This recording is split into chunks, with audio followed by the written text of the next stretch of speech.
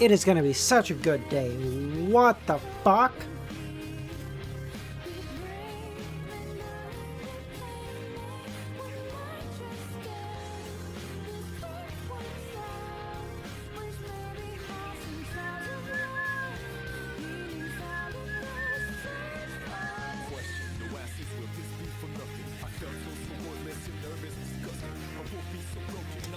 Unhinged. How's it going, buddy? How you doing?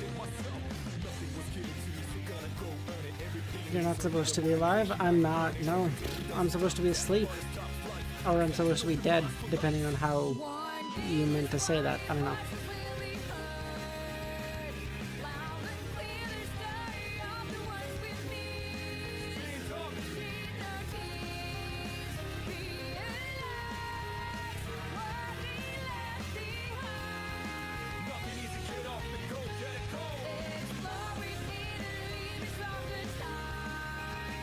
Have you seen the latest episode of Digital Circus? I've never seen a single episode of Digital Circus. So, no, I guess not. Beanbag? Rocker? Recliner? Stool? Different types of like chairs?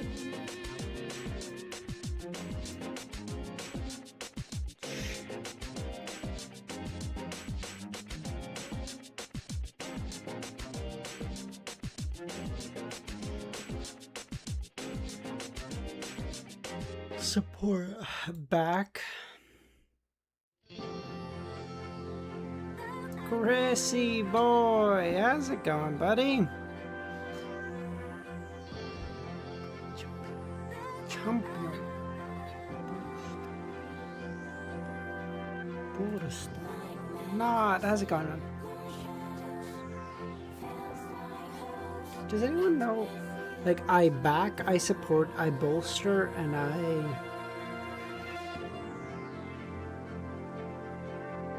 Champion! Yes, thank you, Unhinged. Okay, of course. Thank you.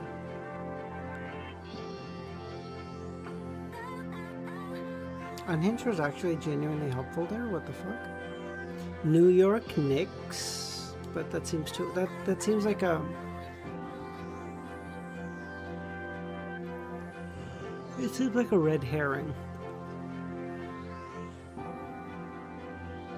A knock-knock joke? No.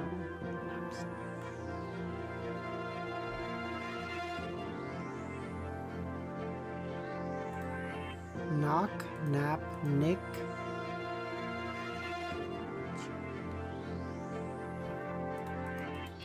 Kami, how's it going, man? All the things that start with a K? Yeah, but that's only 3, right?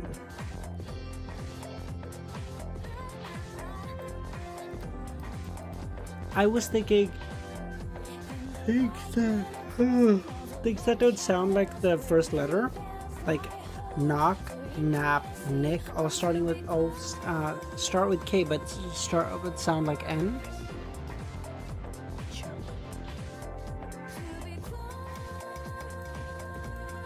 Did I take the chance? Fuck.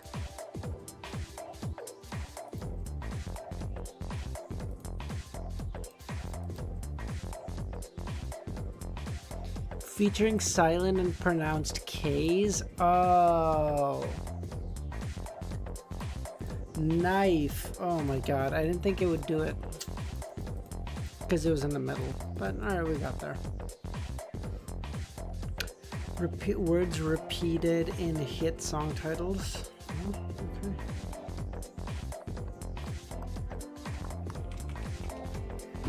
Alright, boys, it's out. Alright, we're off to a good start. We're off to a good start.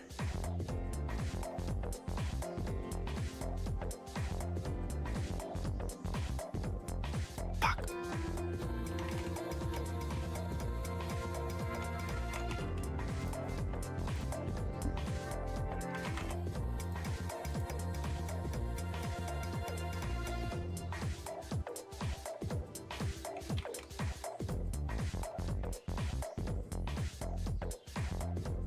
Later than Adam. Male. Not 50 puck.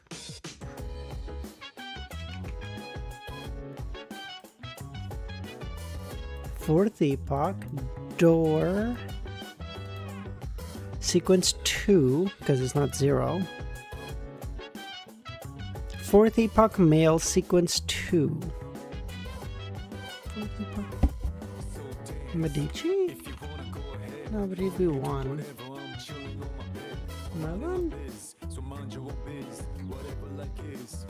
So, the Leonard Grandpa. Fuck. Leonard Grandpa. Palaz.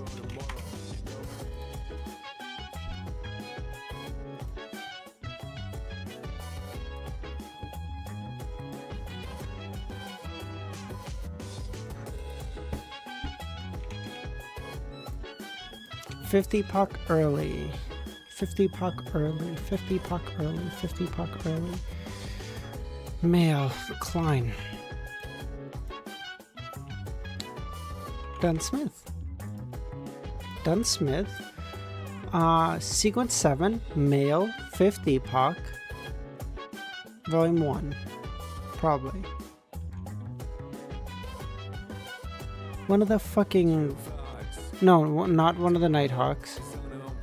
So, can't be a Nighthawk, can't be...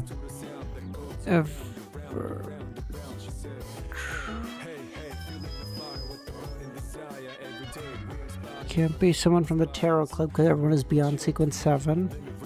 COI University, I doubt we have anyone up, so it has to be... Can't be the Nighthawks. I just ruled out everything. So, Lone Kingdom. Alger? Alger is higher than a sequence 7. What are you talking about? Clown guy in here? Name? Clown guy? What the fuck are you talking about?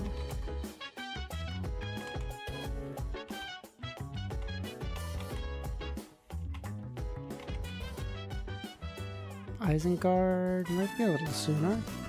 Okay. One of those pathways.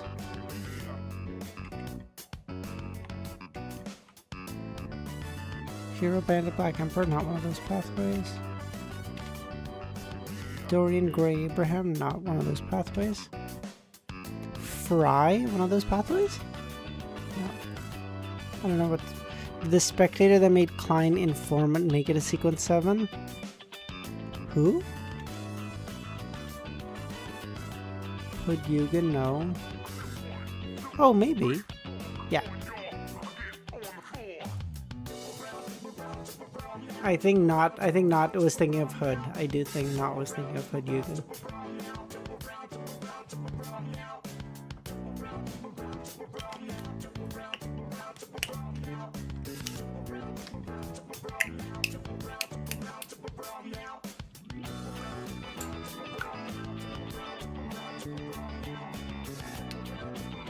Let me close this, because this bottle is like uneven from the bottom, and I can't have this shit spilling everywhere.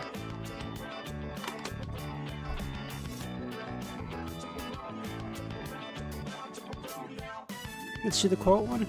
The traces you left behind might not vanish for the next few centuries or millennia. Klein. Isaac. Amon. Adam.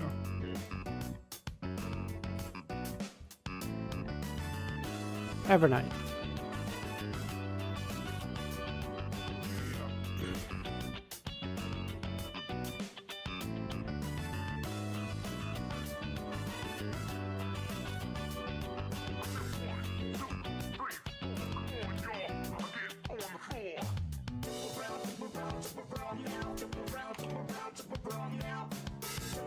Alger Wilson, when he destroyed the mound? When he destroyed the mound? What do you reference? What is that referencing?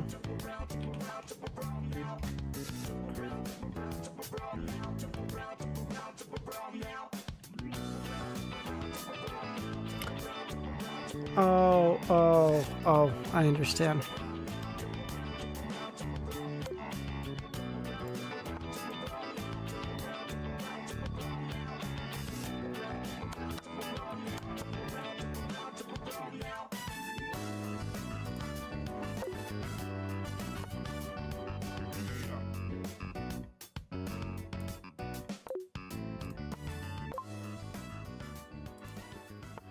What did you stop last stream? What are we reading? Do you mean where did you stop?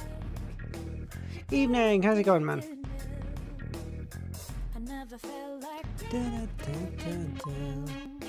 Well, the chapter titles or the chapter numbers are at the bottom, but I think we stopped at 8:35.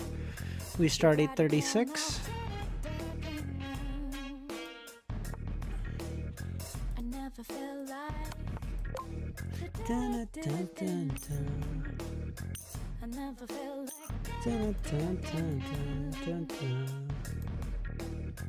Oh, you might have meant place in the book instead of chapter. I'm sorry, that was dumb.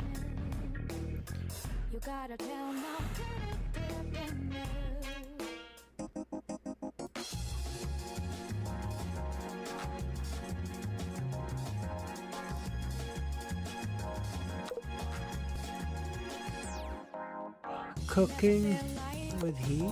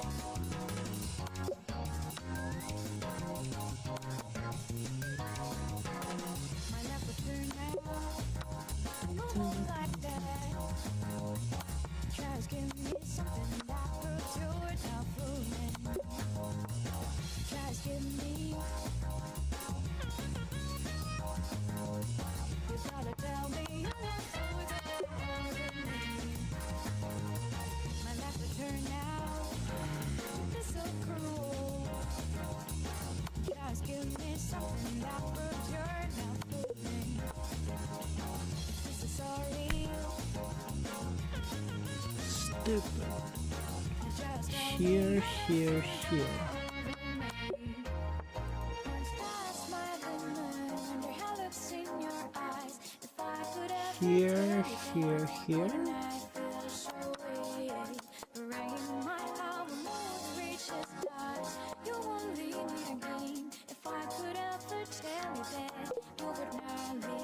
Ooh.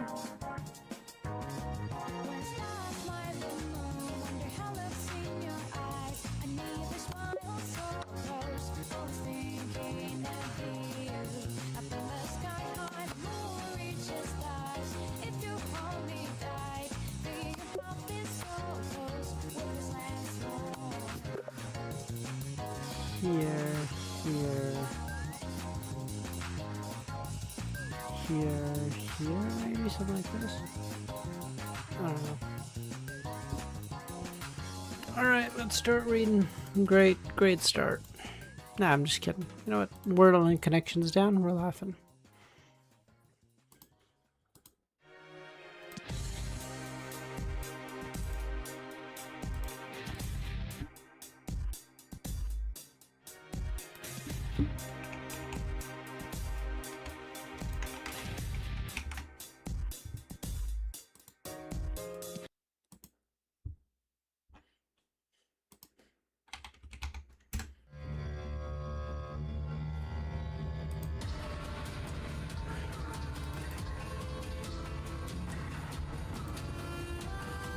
This music is so ominous.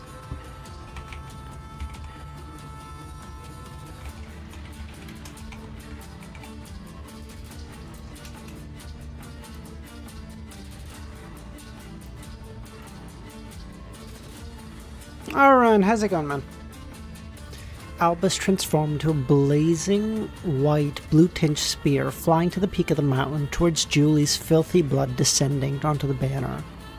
What is your rating for a special episode? I thought it was quite decent. They made my boy Colin a little more chubby than I would like for sure. The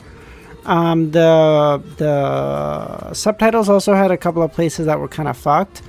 But, like, beside that, the animation was great, the storytelling was quite decent. Solid 8, probably? 8.5, maybe 8, probably. Good. In the blink of an eye, he lost his target, reverting from his fiery state to land beside the corpse where 001 should have been embedded. At the peak, opening his eyes no longer seemed to be the issue, but Albus's vision no longer contained the banner, Julie's blood, or Celeste. With his past experiences, Albus quickly understood what was happening. This was the mirror world, or a mirror maze. After waiting so long at the peak, Celeste must have made some preparations. As Albus guessed, this was a mirror maze created by multiple mirrors reflecting each other. Celeste stood outside, her gaze pained and distant, as she watched the the filthy blood race towards the flag. For some reason, the filthy blood slowed its descent as if repelled by the artifact. But it still sank inexorably, just at a reduced pace. Honestly, the nose wasn't even a big thing for me, like, whatever. It was just how much fucking face fat he had. It was like, guys, he's been eating grass his whole life. Where did he get all this face fat? As Albus was trying to use his crystal necklace coiled around his wrist, but found no mirror world to traverse or escape through, confirming that he was trapped in a mirror maze.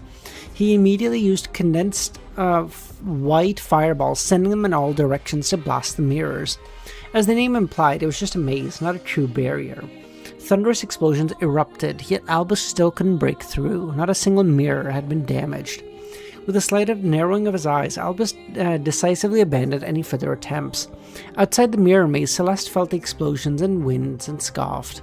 In other locations, a widespread bombardment may overwhelm a mirror maze meant to trap hunters, but here, at the Corpse Mountain's peak, the heart of 001's seal, it wouldn't be easy.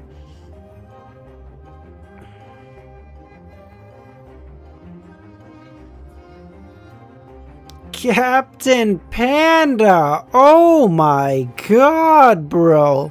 One of the OGs! Motherfucker, how long has it been, bro? God damn, long time no see. Oh my god. I just saw your profile pic. That's so cute. It's like, is that an inflatable Klein Moretti? That's so cute. What the fuck? Or Joe McGrewey, I guess, but what the fuck?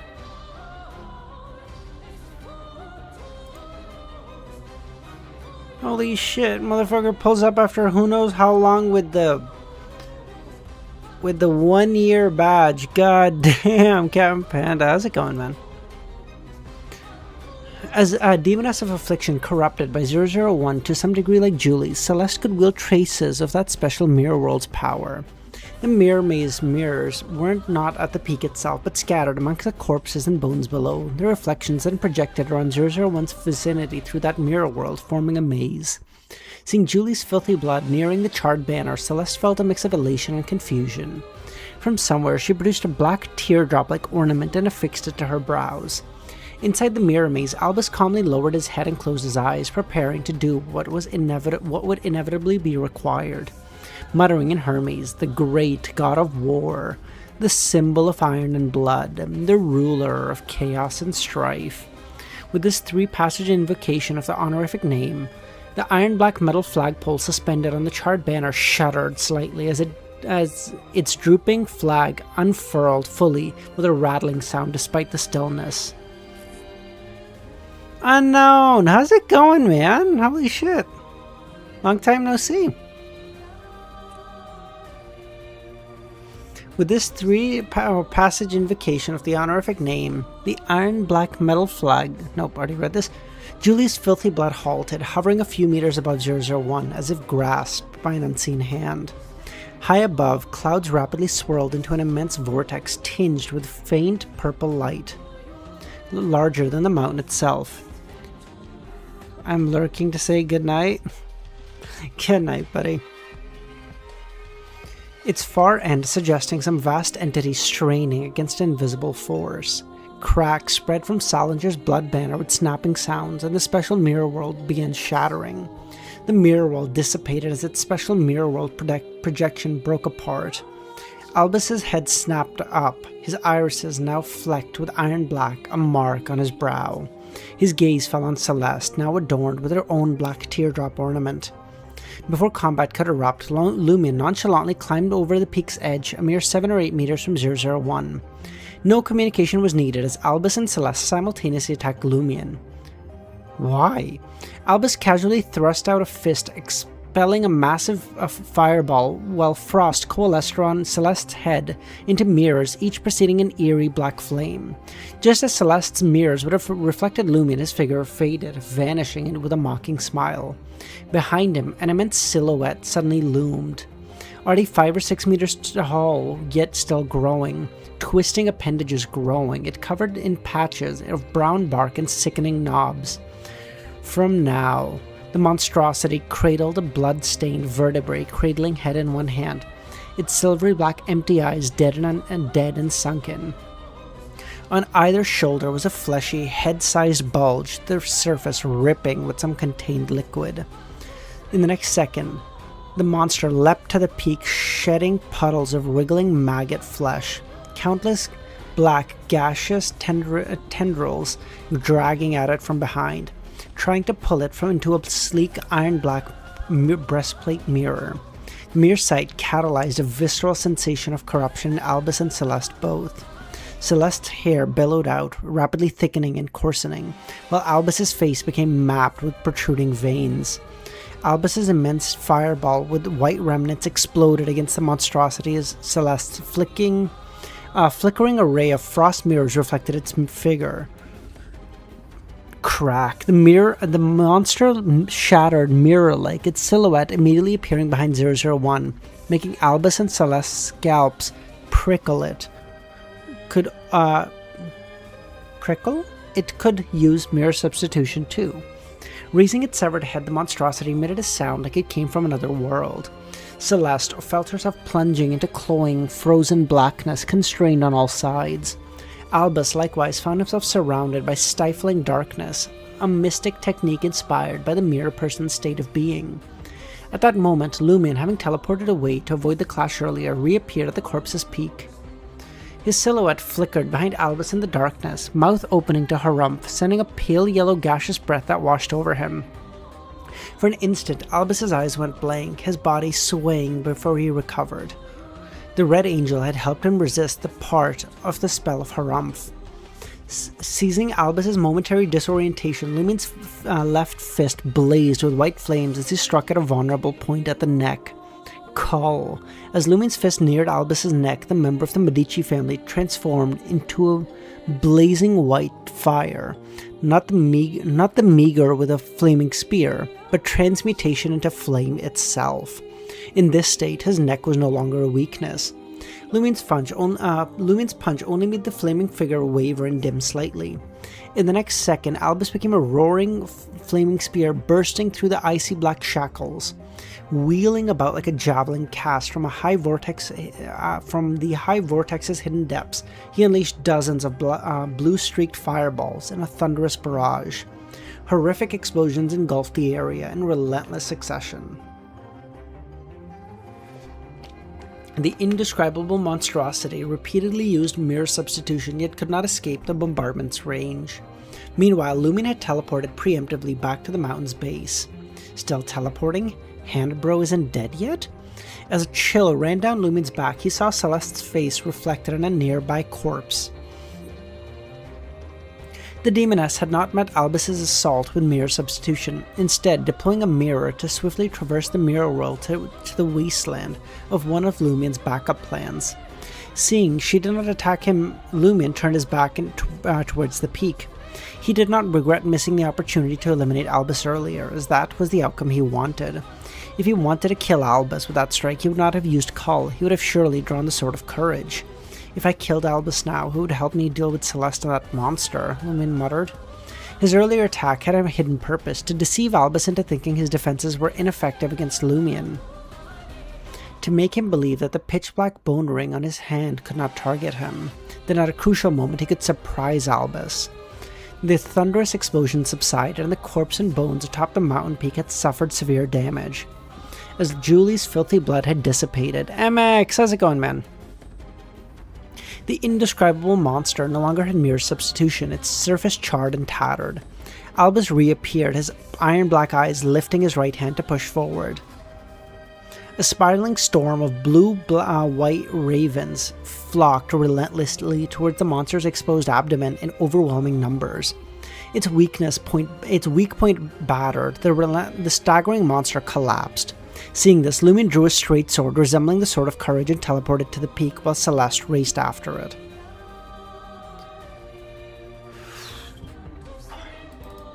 I love how it's like, oh, we got an enemy down, and then they say, hey, you know what would be funny? Now that we killed an enemy, let's make another enemy to confuse everybody, okay? They're never gonna see it coming. And we're just like, hey, listen, that was hilarious the first time we did it. But like, this is the 7th time, man. What the fuck? Can we stop? LEMMiNO did not directly teleport behind Albus, nor did he approach the fragmented corpse of the monster GUI, instead materializing at the edge of the peak area. Earlier, while observing the battle from the mountain's base, he had already stopped the knowledge recitation from the brass talisman made by Heraberg, and removed the corresponding earplugs, placing them into the traveler bag. This was out of concern that the upcoming battle may cause devastating damage to them. Similarly, he wore the mirror cufflinks to prepare to use it. As soon as LEMMiNO approached the mountain peak, he saw pus flowing from GUI's corpse fragments, seeping into the bodies and bones forming the ground, igniting nearly invisible flames. These flames instantly engulfed GUI's body, burning it to ash. At the same time, LEMMiNO noticed that the almost invisible remnant flames had existed at the peak had almost extinguished, with the remaining ones about to burn out. He had also noticed earlier from the mountain base that the scattered remnant flames on the wasteland were also successively extinguishing. Of course, this did not affect the illumination of the corpse mountain and its surrounding area. LEMMiNO came from the purple fiery glow seeping from the massive vortex high in the sky, from the corpses, bones, and different parts of the wasteland ignited during the battle between Albus, Celeste, and the monster, and from the charred banner that was shaking and vibrating. The original remnant flames are extinguishing? Were they not always present, but rather created by 001 in response to the appearance of Handbro? I said I would be back in a little 2 streams ago, but never came back. Oops. You already talked about MX. Yeah, I saw it. If you guys want to talk more about it, I'm obviously happy to. But like, I thought it was generally pretty good. There was some translation issues, and Colin's face was too fucking chubby. But like, solid 8 out of 10. I wouldn't like. I had fun watching it.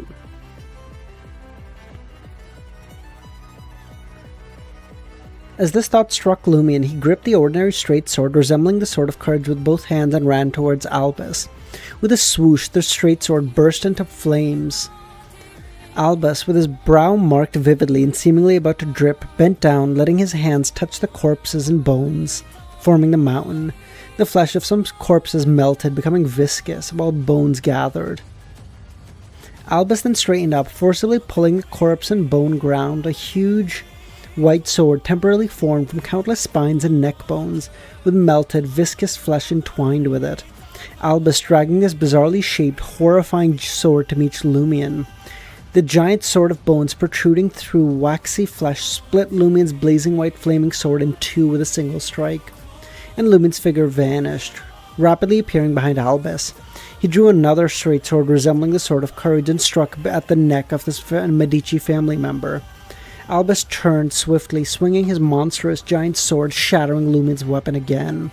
LEMMiNO teleported again behind his enemy, but as soon as his figure began to materialize, icy spears condensed in midair, raining down like a storm. Celeste, who had concealed herself and circled to an unknown location, launched an attack on both Albus and LEMMiNO. LEMMiNO then saw dense fog surging from Albus, instantly enveloping the area, reducing visibility to 10 meters and preventing LEMMiNO from sensing spirit world coordinates beyond the fog, making it difficult to teleport out. Immediately after, Albus, now out of Lumin and Celeste's sight, pressed a layered, compressed yet massive fireball towards the ground of the corpse mountain. A terrifying explosion that temporarily deafened and swept the area, dispensing the fog of war, vaporizing the falling icy spears, destroying parts of the corpse and bones and igniting others. Way better than the novel version?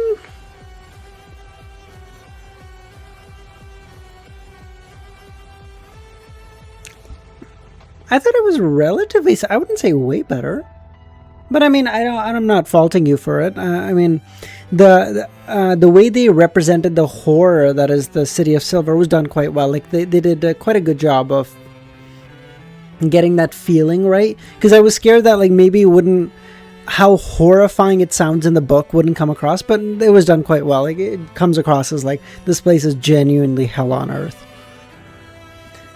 Of course, they don't know about Moon City yet. This was similar to his choice when escaping from Albus and Gusain's encirclement in that underground cavern filled with the fog of war. Lumin jumped out. The smooth black metal breastplate and the glass-like ornament on his cuff instantly turned greyish-white, crumbling into dust that scattered. The mirror cufflink had been used for the last time. At the peak of the mountain, Albus had already turned and was rushing towards the increasingly violent, shaking 001. At this moment, Julie's pool of filth was only about a meter away from the surface of the banner.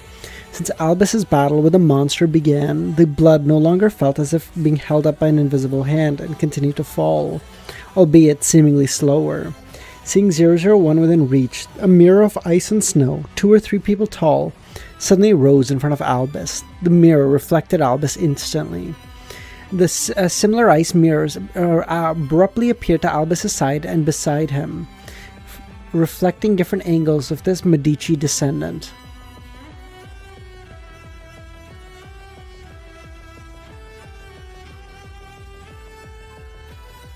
Lovia not having a lamp for more than 5 seconds, that ruined my immersion.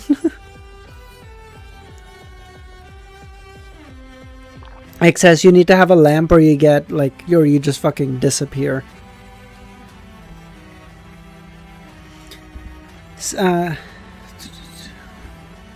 As these giant ice mirrors formed, thick, snake-like strands of blackened hair emerged from the edge of the mountain, carrying the quiet and eerie demoness flames. Celeste intended to curse Albus. Albus swiftly turned sideways, facing the source of the snake-like hairs, and saw Celeste. Boom! Multiple blazing blue-tinged fireballs quickly condensed, shattering those icy mirrors into pieces, but these fragments slowly melted, continuing to reflect Albus's image from different angles, densely awaiting the arrival of the snake-like hairs carrying the demoness's flames. Holding the bizarre sword, Albus transformed to a blazing white, blue-tinged fire person, expanding to 3 or 4 meters tall. This brought to continuously high temperatures, completely melting those ice fragments. Slowly, Celeste withdrew these long hairs covered in flames once again, concealing her form. Lumin teleported over, this time drawing the iron black sword of courage from his traveler bag, the true sword of courage. Enduring the burning flames, Lumin was instantly filled with courage. What's there to fear from a mere Sequence 5 who can borrow the power from some angel? Why would I hide? Lumin swung the sword of courage at Albus, only igniting the godhood possessing straight sword with blazing white flames, blue-tinged flames, just before it was about to clash with Albus's bizarre bone and flesh sword. Having courage didn't mean not using schemes. Albus's eyes showed no fear, instead a smile. His bizarre bone and flesh sword suddenly burst into near blue flames. You've been pretending to be weak all along, using only ordinary straight swords? How could I not be prepared for you to suddenly use a godhood-possessing attack? Albus's figure abruptly metallized, boosting his strength. The two swords collided, creating a sound like an exploding shell. The blast of wind failed to shake Albus, whose skin was now iron-black tinged, pushing Lumion and his sword back. Suddenly, Lumion melted into a viscous black liquid that seemed to be formed from the most sinister desires. He disintegrated onto the ground, flowing to the bottom of Albus's feet. The illusory, viscous liquid suddenly began dispersing, and a mirror tinged with silvery black fell onto the corpse and bones. Mirror substitution? LEMMiNO was shocked. What a twist! Albus has mirror substitution? No, he hasn't used it in several situations before. Albus's figure emerged from a mirror near the peak of the mountain, smiling as he transformed into a spear, flying back to the battlefield mirror that was a remnant of Celeste's mirror maze. He didn't have mirror substitution, but could still traverse the mirror world using the crystal necklace coiled around his wrist. During Lumen's first attack, he had prepared a mirror in advance, hiding it at his waist. The indescribable monster appeared so abruptly and strangely, pursuing you. How could I not be prepared? As for how to quickly escape combat without mirror substitution, you've demonstrated it twice. Seeing the blue spear flying towards him, Lumion, still in his viscous black state, seeped into the gaps between corpses and bones. Filled with courage, he didn't intend to flee. To avoid being trapped by the fog of war again without using the mirror cuffling, he planned to circle around to the opposite side, seeking new opportunities to corrupt Albus. Fleeing was not an option. At this moment, Lumion suddenly felt an intense weakness. Has my spirituality dried up? No, it's not a matter of spirituality, Lumion thought, and released his accumulated spirituality. His right hand lost strength inexplicably, making it difficult to hold a sword. He could only watch helplessly as the straight sword fell to the ground. Why didn't I teleport to create some distance? I seem to be sick. Lumion was suddenly alarmed and immediately activated the black mark on his shoulder, disappearing from the corpse mountain, leaving the Sword of Courage. Not retrieving it for the moment, he was hoping the opponent would trigger one of its negative effects. In about 10 minutes, if it wasn't sealed, it would indiscriminately attack nearby people. And now, the people around it were Albus and Celeste. As soon as Lumion's figure materialized on the wasteland, Albus furrowed his brow. This descendant of the Red Angel swayed, noticeably weaker than before. He seemed to have fallen ill as well. I love how Lumion just dropped a sequence 4 characteristic and just said, I should probably be fine. I would be holding on to that thing for my life. I would be like, bro, you want this? You want this to get out of my hands? You're gonna have to fucking take it from me.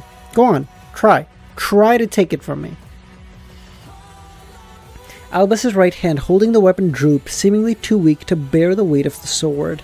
He planted it on the ground, made of corpses and bones, but compared to Lumion directly dropping the sword, he was clearly much better off.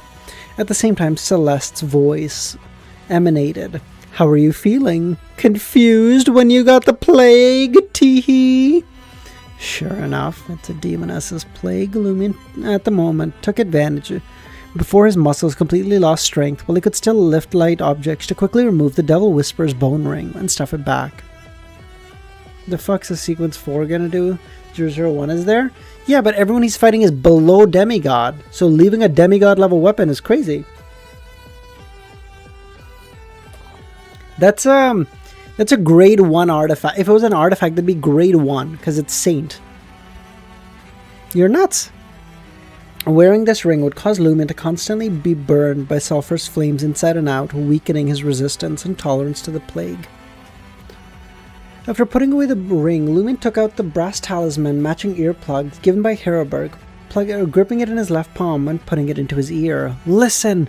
Lumion uttered this ancient word in Hermes. This word in ancient Hermes. That makes a lot more sense. Meanwhile, Celeste's voice continued to emanate from the mirror-like surfaces. We were certain that the operation targeting 001 would face interference and competition from Beyonders of the Hunter Path, so we would have to confront Wanik, so we prepared a grade 1 artifact. This pathogen it produces has very notable characteristics. It can survive in high-temperature flames, and I can use the power of the special mirror world to let those pathogens spread quickly, silently dispersing it through this wasteland. I'm gonna kill you first, bitch. You've been setting fires all along, and I've been continuously releasing frost, pretending to attack and curse. This actually freezes those mystical pathogens inside, allowing them to survive longer in high temperatures. Combined with their own special nature, it is enough for you to become contaminated partially. Celeste explained in great detail, as if wanting to bring pain and savor despair. This may be her hobby. Albus, leaning on that sword, kept turning his body, looking in different directions, trying to pinpoint Celeste's location. But it was impossible to determine which mirror Celeste was in from the source of sound. She may have been constantly moving. How am I being misogynistic? Excuse me?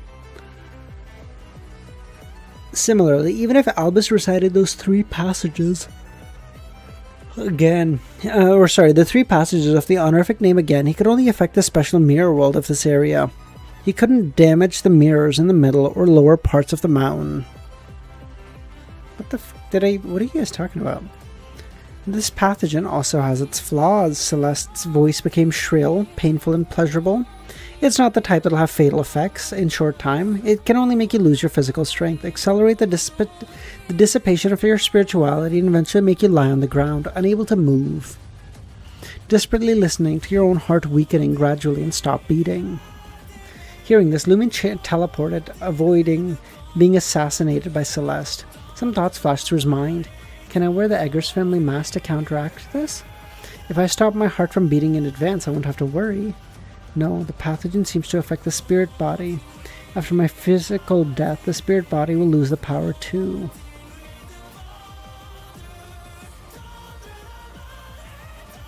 Moreover, Harroburg said that becoming a deceased here would only lead to eternal slumber. Albus at the peak laughed. So that's how it is. I do feel weakened. Even with my ancestor helping to share the burden, in just a couple minutes I will lose my fighting ability, but I don't remember if I told you what was going to happen in the underground mausoleum. Or if you notice that the abnormality has already occurred. Kami, your timing has gotten so fucking good. Holy shit. As he spoke, Albus's smile gradually brightened, his demeanor composed, very confident, completely unpanicked. Celeste, who had been emitting sounds from different mirrors and mirror-like objects to delay time until the effects of the pathogens deepened, fell silent, seeming to observe her surroundings, trying to find this abnormality. Albus moved his neck and said with the upturned corners of his mouth, I only have 3 things to accomplish here. To kill Wannick so that 001 is no longer has a proxy of this level. Second, to recite my honorific ancestors and honorific name around 001, causing it to resonate and grow weaker. Third, is to delay time, waiting for 001 to break free of this mountain on its own. Haven't you noticed the frequency and amplitude of the tremblings are getting larger? Haven't you noticed that 001 is about to break free? What? Celeste, hidden near the peak of the mountain, concealed in one of the components of the previous mirror maze to closely observe Albus's movements and ready to intervene. Tensed up, instinctively looking towards the violently shaking 001.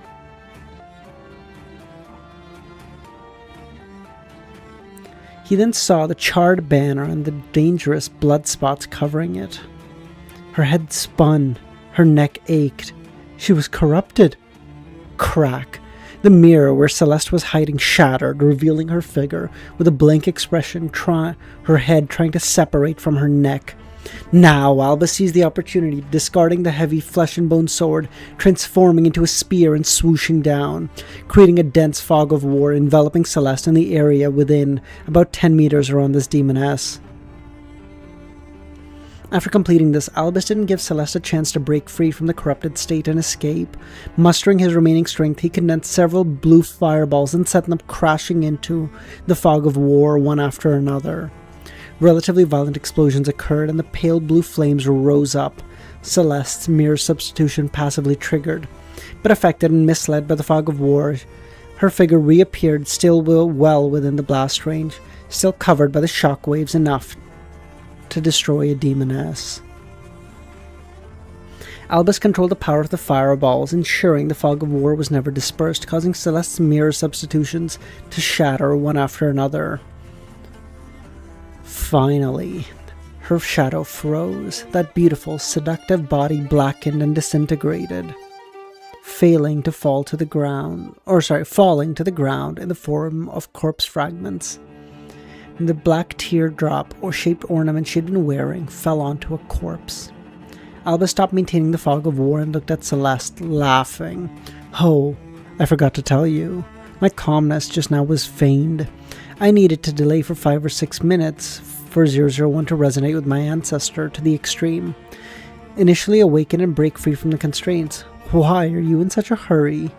So hurried that you forgot contact with 001 would lead to corruption, and you were already corrupted to an extent. Being too hasty or too slow are major taboos in battle. While mocking the dead, Albus didn't go to pick up that black teardrop ornament which clearly possessed beyond her power, fearing it may trigger some negative effects in subsequent matters, especially since he was already considerably weakened. At this moment, his hands and feet became powerless, running had become difficult, and he could only transform again into a spear, flying back near 001. But now Lumin's gonna be up there, it's going, alright, you gotta die. He glanced at Julie's filthy blood slowly falling, estimating it was only 30 or 40 centimeters from the target. Albus then threw a fireball at it, burning that pool of filthy blood, causing it to evaporate. After closing his eyes and sensing the frequency and amplitudes of the shaking, Albus said to himself, "It seems to be progressing faster than expected. 2 or 3 minutes should be plenty." I lied about one thing, Celeste. In the end, 001 can't break free on its own. It needs me to help it with the Medici family blood. I didn't mock your corpse earlier because I had time. Some words needed to be heard by Lumion to make him overlook the part where I lied. Albus then turned to look at the wasteland, at Lumion, who had just completed teleportation to avoid being locked onto, and said with a laugh, "You are very alert. In such a pressing situation, you didn't actually follow that fool to observe the abnormality." Lumion raised his hand to scratch his ear, telling a lie that couldn't be more obvious. "Sorry, I was learning. I didn't hear your conversation just now." "Alright. I admit, I was thinking Celeste would help me confront the current situation." Albus looked at him and said, "You're quite calm. Your physical combat ability should almost be depleted by now. As for me, with my ancestors sharing the burden, I'll hold out longer than you." Lumion suddenly began laughing, composed and confident. "Haven't you noticed that there are other abnormalities here?"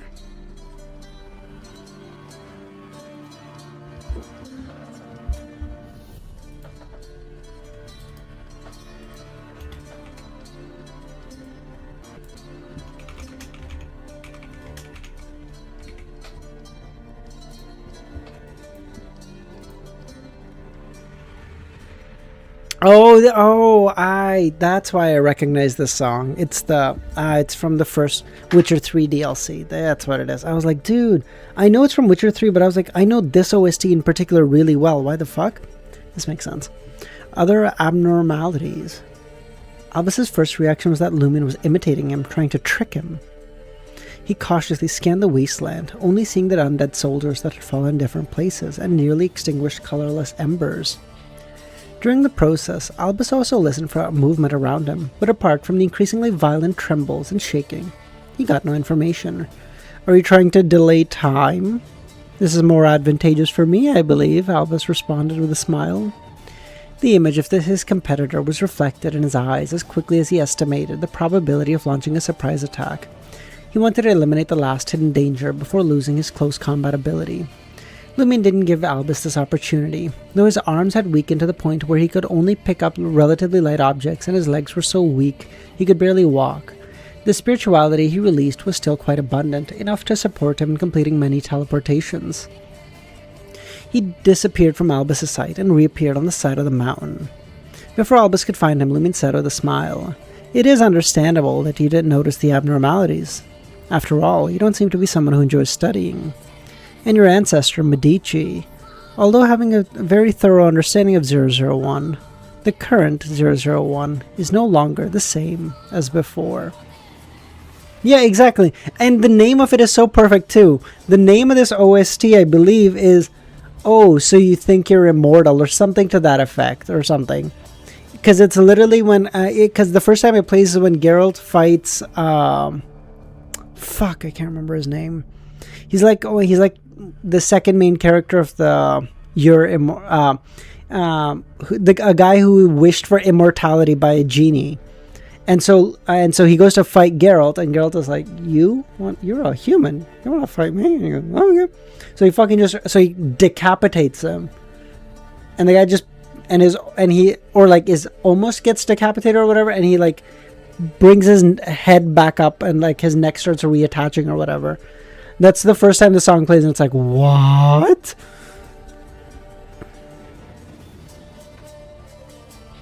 From the sealed artifact information, I know that after your ancestor was killed by the Blood Emperor, 001 changed hands twice. Once to Lista Tudor and once to death. So it has been corrupted by other, equally high-level corruptions. Seeing Albus's gaze turn to him, listening and discerning the truth, Lumen stayed in place. Of course, your ancestor visited the Fourth Epoch Trier and understood the details of the seals. Merora's seal was modeled after Trier's, so you definitely don't lack understanding, but the seal on both sides are only mostly familiar, with many details still being different. The book, Principles of Sealing, tells me that this is because 001 and its corruptions are pure compared to the Fourth Epoch Trier. It's less complex, can form fewer balances and constraints, and many characteristics are more prominent. If your ancestor were to come here in person and take a look, no, even just a few glances, he would understand what I'm talking about. But unfortunately he can't come, can he? And probably can't even see or hear through the seal. He can only give you power, help you share the damage, and listen to your reports periodically. It is understandable that you didn't notice the abnormalities, given all that. Albus stared at Lumion, listening to the narrative with a smile, pondering what the hell the problem was. Rambling on and on and on about irrelevant things. It seems like he's trying to buy time. But buying time is more beneficial to me. The resonance between 001 and my ancestors is getting stronger.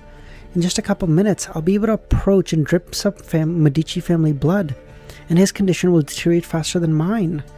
Is he waiting for reinforcements?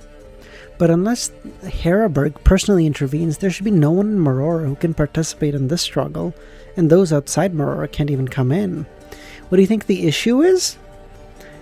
I think it has to do with the Alista Tudor aura on his arm. That's my guess. Then maybe it's resonating more with him than Medici. I don't know if that makes any sense. I have no idea if that makes any sense. But that was my guess. Impossible to guess, by the way.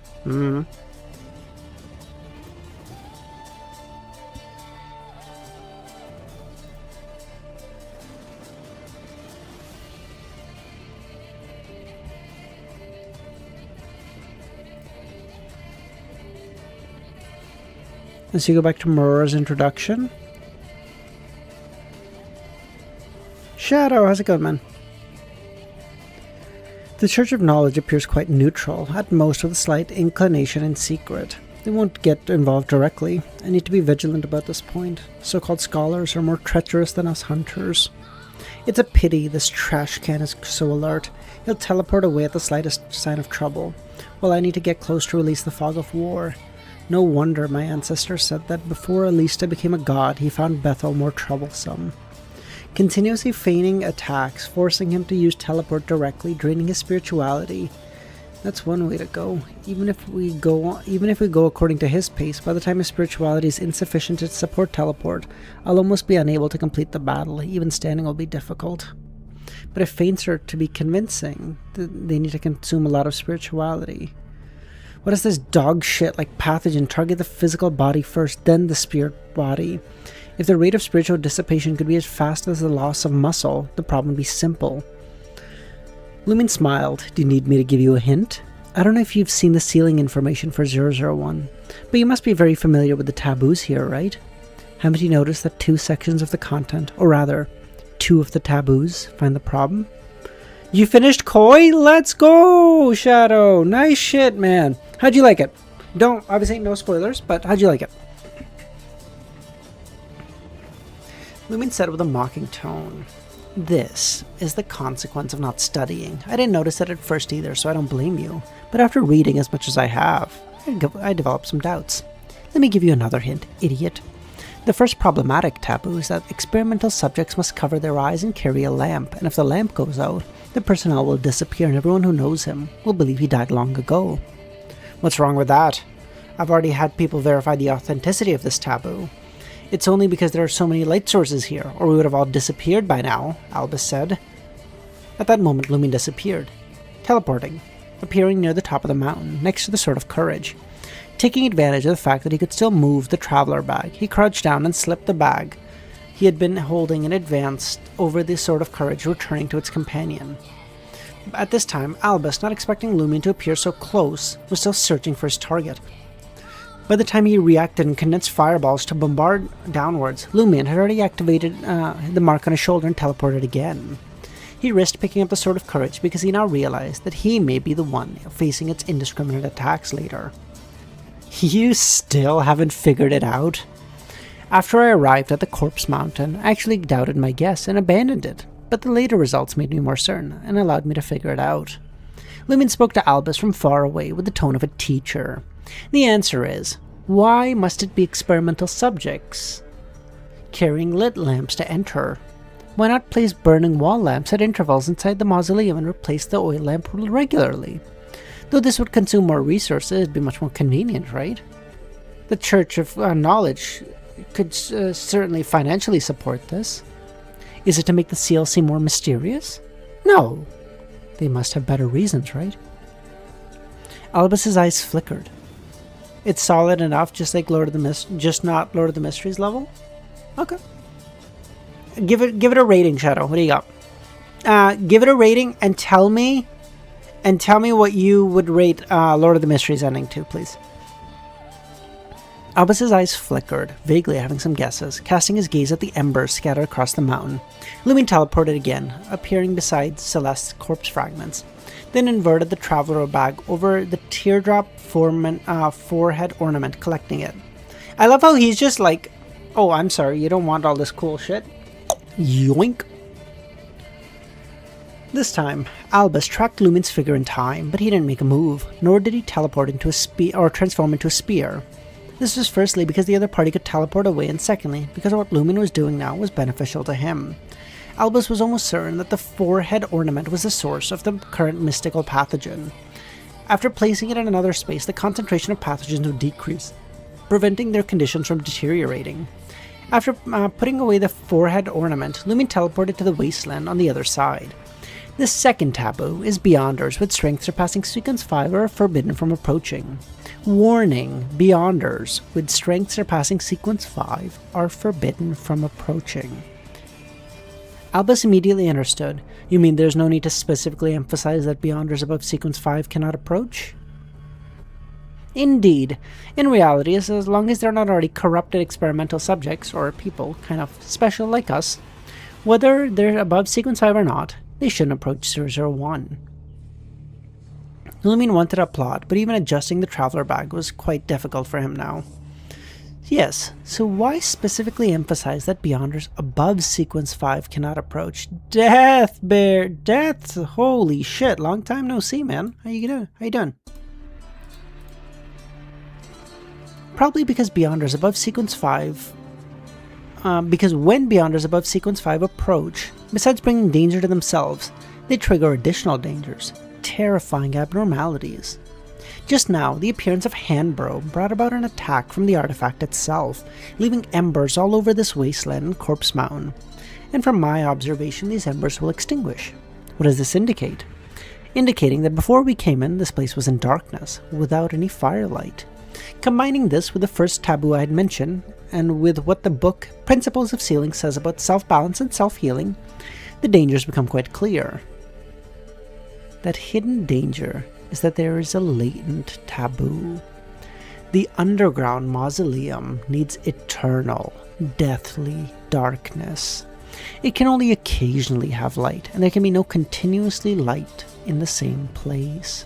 And when Beyonders above Sequence 5 with Godhood approach, it instinctively causes 001 to burn the area, bringing embers that last. Now the embers have been burning for a while, and you're still creating firelight. I am so curious what happens now. What will happen? Albus's gaze froze, his back tensing. He knew where the problem was. The frequency and amplitude of trembling of 001 were more violent than he had anticipated. At this moment, the entire sky took on the color of burning.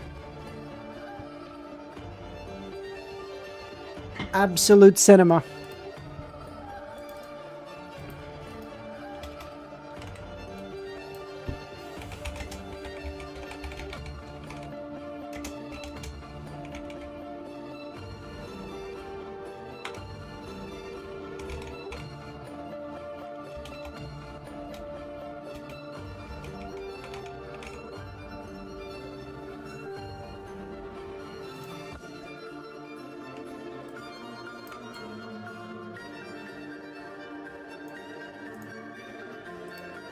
Inside Marora, 2 exiles who were dueling suddenly dropped their swords and clutched their necks with their hands, blood seeping through their fingers. Nearby onlookers and pedestrians also experienced a stuttering effect, as if their heads were being grabbed by invisible hands and forcibly pulled upwards. In the endless graveyard near the cathedral, all the trees burst into red flames. The soil in the graves writhed as if trying to crawl out. More and more clouds gathered in the sky, taking on the color of a burning fire. At the top of the corpse mountain, Albus's neck stung with pain. He raised his hand in great difficulty and weakness, trying to press down. He had understood what was happening, and didn't hastily turn his head to look at 001, as that would only result in considerable corruption, but could also break his neck. Albus turned to face 001, but closed his eyes. At the same time, he saw rustling and clanging sounds. LEMMiNO saw those undead soldiers in full body armor standing up one after another, the dark red or pale in their eyes flickering. The huge cloud vortex in the sky tinged with purple firelight being torn apart and smoothed by invisible force. The abnormality had manifested. I love how the abnormality waited for LEMMiNO to finish his monologue, because it was like, I don't want to be mean. This guy's kind of cooking though. Let him finish. Albus didn't hesitate. He immediately let his skin take on an iron-black hue, his entire body seeming to transform into a metal-cast puppet. Keeping his eyes shut, he approached 001. During this process, his neck was stretched, causing the iron membrane that made up his skin to be torn into countless little metal threads. Deep, chilling cuts appeared on his flesh, with a bright red blood oozing out. In just a few seconds, Albus walked towards 001, released his right palm that had been weakly pressed against his neck, letting it extend towards the flag carrying his blood. As a fellow hunter, Albus had also had a strong spatial perception and positioning ability. Moreover, 001's flag was violently shaking and fluttering, with sounds entering Albus's ears, making it easy to determine its location. Of course, if he directly touched 001, the corruption would instantly occur. This couldn't be avoided by not just looking, but now Albus had no choice. As he reached out towards the flag, Albus heard a snap sound and the sound of iron skin on his neck being torn apart. He changed his form, transforming into a black, metal-cast puppet into a blue, human-shaped flame, causing the blood on his palm to evaporate. While guarding against the sudden attack from LEMMiNO, Albus quickened his movement, continuously flicking the mostly evaporated blood towards the front. On the wasteland, LEMMiNO was mingling amongst the soldiers, his palm both scorching hot and ice cold. He didn't dare look at the flag, as he didn't know Albus's location, so he naturally didn't know Albus's location, but could roughly guess. It's useless. The situation has spiraled out of your control, LEMMiNO muttered. He was more worried that if he truly teleported next to the blood banner to stop Albus from dripping blood, he may step into the trap. Given the situation, Albus could completely change his approach since he couldn't achieve his intended goal. He may as well eliminate all the competitors, making his side more advantageous. So Albus was likely pretending to drip blood onto the flag, but actually trying to lure LEMMiNO to stop him, trying to kill his competitor. Hope, how's it going, man? At the top of the corpse mountain, the human-shaped flame that Albus had transformed into was severely stretched, with upper and lower parts seemingly about to separate. At the same time, the flaming light he emitted dimmed considerably, like ordinary flames doused with a bucket of cold, fresh blood. Albus heard the tiny sound of liquid hitting the flag. Another 12-hour shift, how about you? I had to go to a kid's birthday party for 3 hours.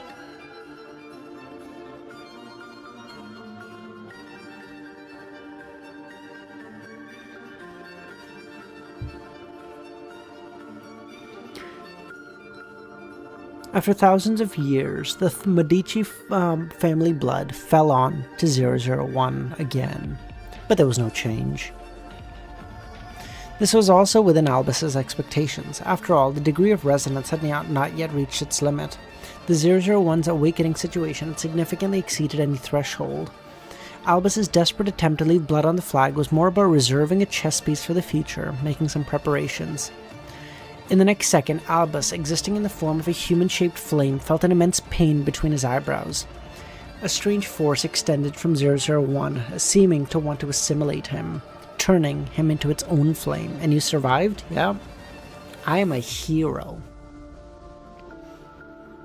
And now I'm streaming afterwards the actual most difficult job in the universe. I should get a purple heart. I'll say it.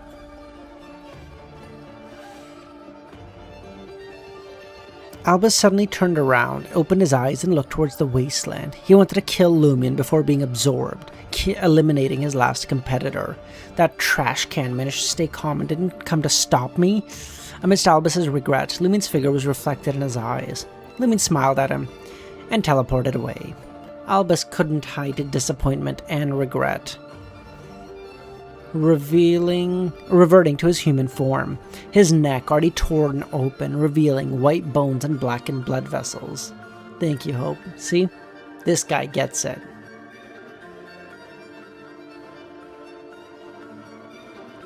He then activated the crystal necklace wrapped around his wrist, causing it to explode.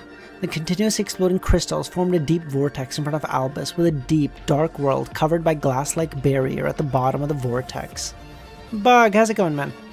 Under extremely urgent circumstances, unable to leave Marora, Medici decided to leave the dark vortex in front of him, falling towards that special mirror world. At that moment, his neck was about to break, and his cervical vertebrae exposed. He fell into the special mirror world, disappearing into the darkness. A little late, I'm not... a little over an hour, yeah. The dark vortex next to 001 was ignited by invisible, colorless flames. In midair, the blue flame that had lost Albus's maintenance quickly extinguished, and the remaining tiny bit of Julie's filthy blood continued to fall, touching the flag. All over Marora, nearly 10,000 head, dragging, blood-stained spines flew in the air while their headless bodies ran wildly through the streets. In the graveyard, countless skeletons crawled out from underground, with dark red or pale flames burning in their eye sockets. Red rainwater that could ignite buildings, and humans began to fall from the sky. Inside the cathedral, Archbishop Heraberg, wearing a plain white robe trimmed with brass wires, stood in front of the open stained glass window, feeling the walls faintly, showing signs of melting, sighing and raising his palm. In the mausoleum on that anomalous wasteland, LEMMiNO teleported to the side of the mountain. Just as he was about to sit down against the corpses and skeletons, his legs unable to support his weight, he was pulled up by an invisible force, slowly standing up again and walking towards the group of undead soldiers. This required no effort from him, as he had no strength to use anyway. LEMMiNO didn't resist, as only his self-consciousness still belonged to him. The burning pain and icy sensation in his palm kept him alert. As long as my head isn't torn off, everything's fine, LEMMiNO muttered to himself while listening to the knowledge narrated by the brass talisman, continuing to walk to the gathering soldiers. The current situation was basically consistent with what he expected. If he had read a little less earlier, his head and body would have already gone separate by now. Knowledge is power, knowledge is wealth.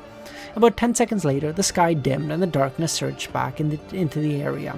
001 gripped by an invisible hand, with its trembling and shaking starting to calm down. Heraberg doing this and it doing that? Herabergen doing that? Makes sense. A god being able to logically tracks. The flames of this area extinguished one after another, and the deathly silent, cold darkness once again ruled this place. The Church of Knowledge had finally suppressed 001's disturbance. If it kept up any longer, I'd really have become a puppet. LEMMiNO sighed as he breathed a sigh of relief, feeling the darkness invading his body. The underworld Taoist's mark emanated a stronger sense of decay than before, helping him resist the invasion. LEMMiNO teleported back to the position he had chosen earlier, weakly sitting against the corpses and skeleton, closing his eyes and listening to the information transmitted from his earplugs. In Trier, Audrey. On the sacrificial square at the entrance of the third level of the catacombs, after answering Jenna's question, that blurry, holy figure disappeared from Jenna's sight as if part of an illusion. Jenna shook her head and returned to reality. During my advancement, I sensed Lady Crismona, and even had a few words with her, Jenna said. What did she say? Frank asked. She said to reconcile with my mirror self because we are originally one. She said that her father was Alista Tudor. What? Why did she tell you this? I asked. That Alista Tudor? Then it shouldn't be a hallucination. You couldn't have come up with such an answer. Damn, what do you mean I couldn't have come up with it? Well, I wouldn't have thought of it, Jenna retorted. Franca then clapped her hands together. That's a good question. A great question. That information is so important. Why?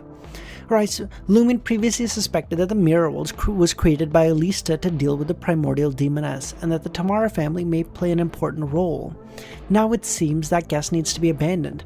Maybe that world was created by Alista Tudor and the demoness jointly. Or how could a true god of the hunter pathway without mirror magic create such a world? Can you imagine? They made that world just so that they could have like special alone time without being interrupted, because everyone's like, oh well, you want to be enemies, and they're like, oh fuck these guys, bro. The whole Romeo and Juliet situation, they're like, fuck it, let's just build our own universe, fuck them. Jenna paused before responding. True.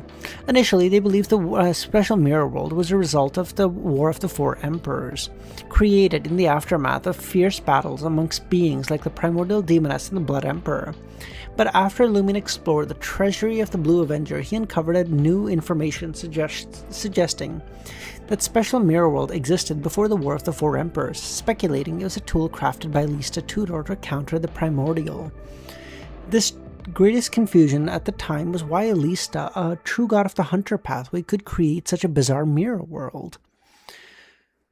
Franca then remarked, according to LEMMiNO's theory and our experiences, both hunters and demonesses bring calamity. Wouldn't a true god of the hunter pathway combined with one of the demoness pathway essentially epitomize the concept of disaster? No wonder the Fourth Epoch Trier ended up the way it did.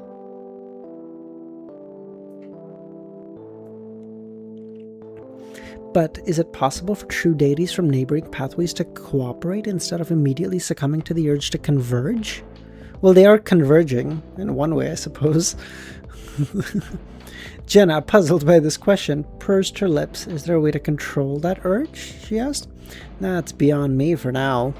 At least until I come into contact with the corresponding mystical knowledge after becoming an angel, Franca said self-deprecatingly. Perhaps the primordial demoness could, but definitely not Alista, given our understanding of him. He was a violent madman. How could he control himself unless someone helped him? But who would that be? Jenna paused for a moment and said, the Tamara family. Right! The Tamara family at the time were primarily of the apprentice pathway. High-ranking beings of the apprentice pathway excel at sealing and controlling space, and could utilize the special mirror world to an extent. That explains why the Tamara family was involved in the creation of the special mirror world. Maybe they took like his crazy self and put it in like the special mirror world, allowing him to like have clarity, but then him being his crazy part being over there led to like all crazy reflexive emotions or like oppressive emotions, creating like a version of themselves in that world somehow. I don't know how that would work. Does that make any sense? Did what I say make any sense to you guys? It barely made sense to me, so I'm curious if you guys got it. One of the two mirror world fragments they held came from a tomb of the Tamara family. Growing more excited, Franca said the Tamara family must have been the bridge between Alista Tudor and the primordial demoness, carrying out a secret mission, and since they had long been exposed to the demoness sect, it made sense that some of their members sided with them. And moreover, since Lady Crismona is a descendant of the Blood Emperor, and then her twin brother, the current Demoness of Grey, probably is too, the apprentice lineage of the Tamara family has borne many humiliations over the past 1,000 years, willingly becoming women to serve the direct descendants of the elite of Alista Tudor.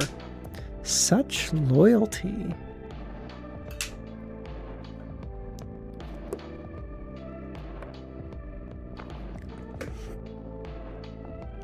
Jenna asked, could a sequence 2 of the apprentice pathway truly seal the Blood Emperor's urge to converge? If the Tamara family can't, what about Mr. Dor? Franca asked. Lumin said that he is the foremost noble of the Tudor Empire, and ranked behind him, Amon is a confirmed king of angel. Then likely he is one too. A king of angels may be able to temporarily seal at least a Tudor's urge to converge, right? Possibly, Jenna agreed. Hold on. Does Bethel become even more goated in COI though? Do you think Cuttlefish said, damn, my goat, we talked about him all of Lord of the Mysteries. Now we're going to talk about how he sealed a fucking black hole in COI. And then we're going to talk about how he briefly brought Alista Tudor to sanity. Hold on. Could he be that goated? Alista Tudor is... Oh, sorry. Bethel Abraham is literally just... Bethel Abraham is like the Jesus Christ of this fucking universe. It's always like the entire universe was about to end. Everyone had tried everything they could think of. Everyone was at a loss. They had truly succumbed to despair. And then Bethel Abraham said, nah, I'd win. And then just solve the issue. It's like, oh yeah, I have a seal from the Heian era. I haven't had to use this in a while. You ready?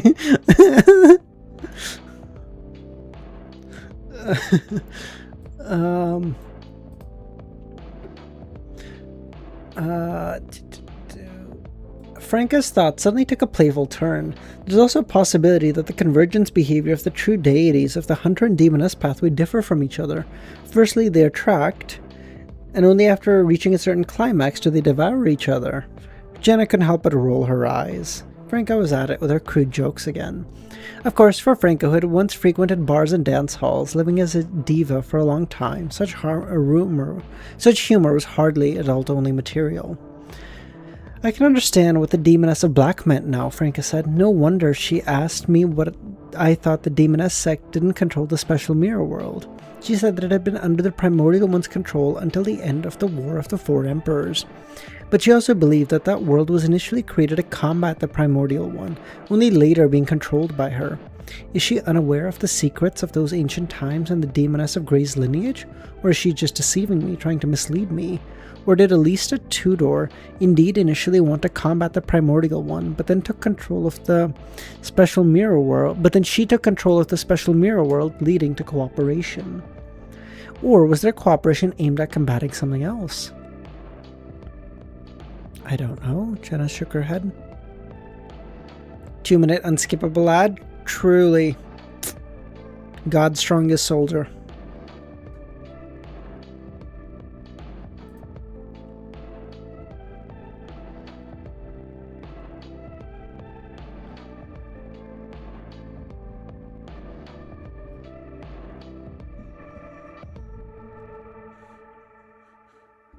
The Demoness of Black is both a descendant of the Primordial One and has the Tamara family bloodline. She probably knows more about the Special Mirror World than I had imagined. Jenna hummed in response. Either way, we need to report this information quickly. You also need to get back and rest, Franca said, adapting to the changes the potion has made to your body.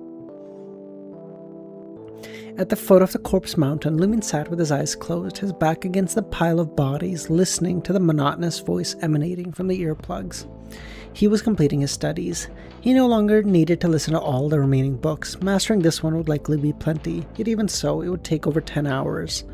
As time ticked away, Lumin's body grew weaker. Even with the support of the corpse and skeletons, he could no longer sit upright, relying solely on external forces to keep him from collapsing. His spirituality was evaporating, rendering him unable to teleport again. Fortunately, he had stowed away the artifact left by Celeste, and the mystical pathogens had been dissipated completely by 001. His condition hadn't worsened to the point where his heart was too weak to beat, or his spiritual body began to disintegrate. After an indeterminate period of time, Lumin suddenly felt invigorated. It was 6 in the morning, Cordu time. His body refreshed and free from illness, Lumin sat upright and continued studying. After nearly 45 minutes, he uttered the ancient Hermes word, "Stop." He was on the brink of corruption, couldn't take any more. Just as the talisman finished, Lumin's mind became hazy. He saw the charred flag, with dangerous blood spots surrounded by dense darkness, swaying. He saw the ground covered in corpses, a vast army marching, the earth soaked, countless severed arms. A strong smell of blood and rust pierced his nose, as if coming from himself. Lumin felt a certain call, not just from the flag, but also the darkness enveloping it. The burning heat and icy cold in his palm became more distinct, originating from the aura of Alista Tudor and the seal left behind by the underworld Taoist. At this moment, Lumin realized another, deeper purpose of the Aurora Order's arrangements. Within the underworld Taoist seal, I truly share a similarity with 001. 001 once belonged to Alista Tudor, then fell under the control of death, suffering corruption of the death pathway, which were utilized by the Church of Knowledge to seal 001 itself, and now I carry the aura of the Blood Emperor sealed by the underworld Taoist, bearing the power of death, Evernight, and Warrior. With these thoughts, Lumin combined the knowledge he had learned up to this point and the behavior of Albus and Julie amidst the strange, dangerous summons. He stood up and teleported to the top of the mountain. He didn't open his eyes.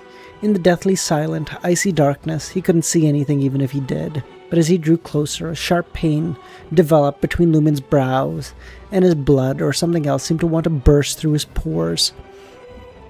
Lumin didn't resist enduring the pain. Finally, a droplet resembling blood tore through his forehead and flew to where 001 was sealed. With a plop, the aura of Alista Tudor inside Lumin boiled over, turning into a raging river of flames that ravaged between his spirit body, organs, and flesh. The icy, rotting sensation in his palm intensified, preventing this river of flames from carrying away all his flesh and breaking the seal. Lumin soon suffered so intensely that he nearly lost consciousness. Only when the aura of Alista Tudor subsided did he regain his thoughts. He let out a long breath. I should be a proxy for 001 now. If it weren't for the Underworld Taoist seal, I would end up another Wanek. No. Alista Tudor would have used my body and returned. Lumin didn't linger near 001, afraid that the artifact may detect a flaw in its new proxy, a defect with a will of its own. And Lumin knew with his current status and power it was impossible to take 001 out of Marora, even if the church agreed to let him do so. Leaving a mark and becoming a proxy is plenty. Unfortunately, 001 is sealed tight, and a proxy special ability can only fully manifest in Marora, Lumin muttered as he teleported back to the wasteland. He sensed a team of undead, or soldiers and puppets patrolling silently. Suddenly, Lumin felt a stir in his heart. The connection between the contractors told him that the leader was the abscessed hand.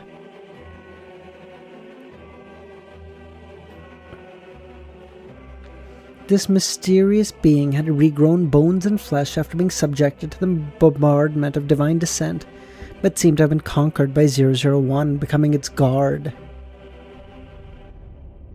Are you telling me that a Sequence 1 came back, got fucking rolled, and then just got turned into a fucking bodyguard? Is Hanbro's unique trait being indestructible?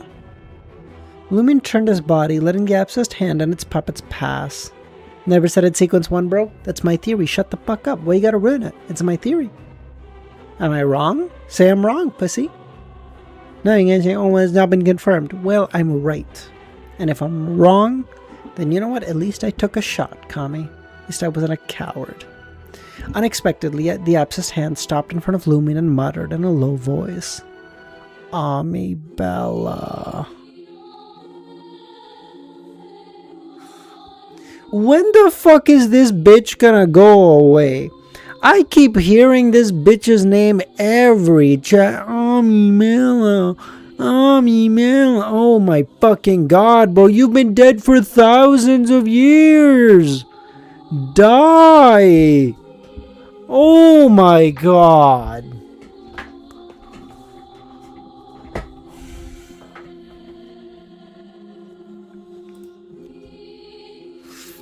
I just keep chirping my shit. Ami Bella.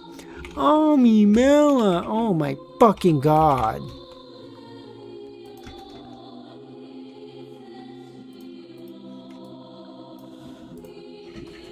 Hearing the voice of the abscessed hand and the name it shouted, a chill ran up Lumin's spine, making his hair stand on end. He didn't know when the abscessed hand had regrown bones and flesh from ash, returning to its original form, but he was prepared for any abnormality when it passed by him.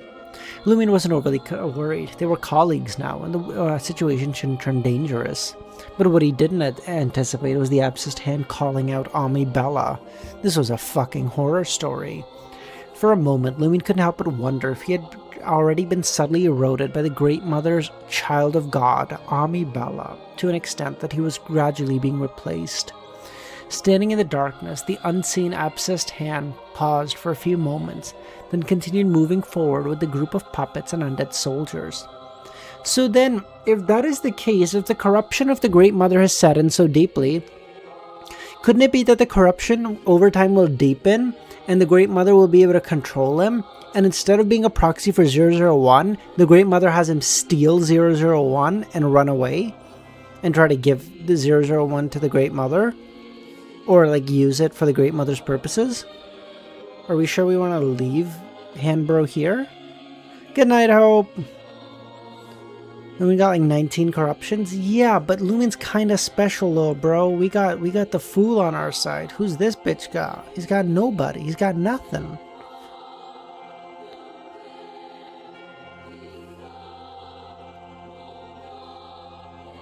Standing in the darkness, the unseen abscessed hand paused for a few seconds and continued marching forward. Only then did Lumin snap back to reality. Snap back to reality. Oh, there goes... I'm sorry. Pondering the reason for what had just happened. According to Ludwig, some beings directly created by the Great Mother or granted her boon, lacking necessary intelligence, can sense the trace of Amibella's bloodline in me, and regard me as the Great Mother's child of God. Handbro was first revived and interrupted by divine descent, then controlled by 001. The feminine transformation trend seems to have stopped, meaning it hasn't fully revived, lacking necessary intelligence. Since it was directly created by the Great Mother, or did it receive her boon? The corruption, turning it into a woman and pushing it to the limit of beauty, likely originated from the Great Mother. That does seem plausible. Even a single drop of blood can regrow a complete body, evoking a sense of rebirth. But something's off. By this logic, the abscessed hand should call me the honorable child of God and show me some respect, damn it. Lumin grumbled to himself, even more puzzled. Also, if Amibella itself is a title, the abscessed hand should know I'm only a child of God, not a specific name. The Great Mother likely has multiple children, perhaps continuously created. How could the unwise Handbro distinguish? Unless Amibella is the most special child of God? Or Handbro knew Amibella? Lumin raised his right hand, rubbing his chin, thinking he should report this to Madam Magician after leaving. Perhaps, and see if he could uncover the abscessed hand's original identity. Perhaps the ancient records in the City of Silver had something. Corruption soup needs more corruption? No, Kami, give me... No, I don't want Witcher 3. Give me Persona now. Give me Persona, please. I will send you the Persona 3 list if you want. Playlist I was using, but I put on Persona 3. I've kind of been vibing with it recently. After a few seconds, Lumin vanished from the spot, teleporting back to near the top of the corpse mountain. Send? Okay, will do.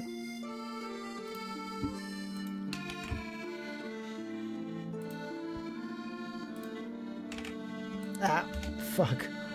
I sent that to easy. Fuck.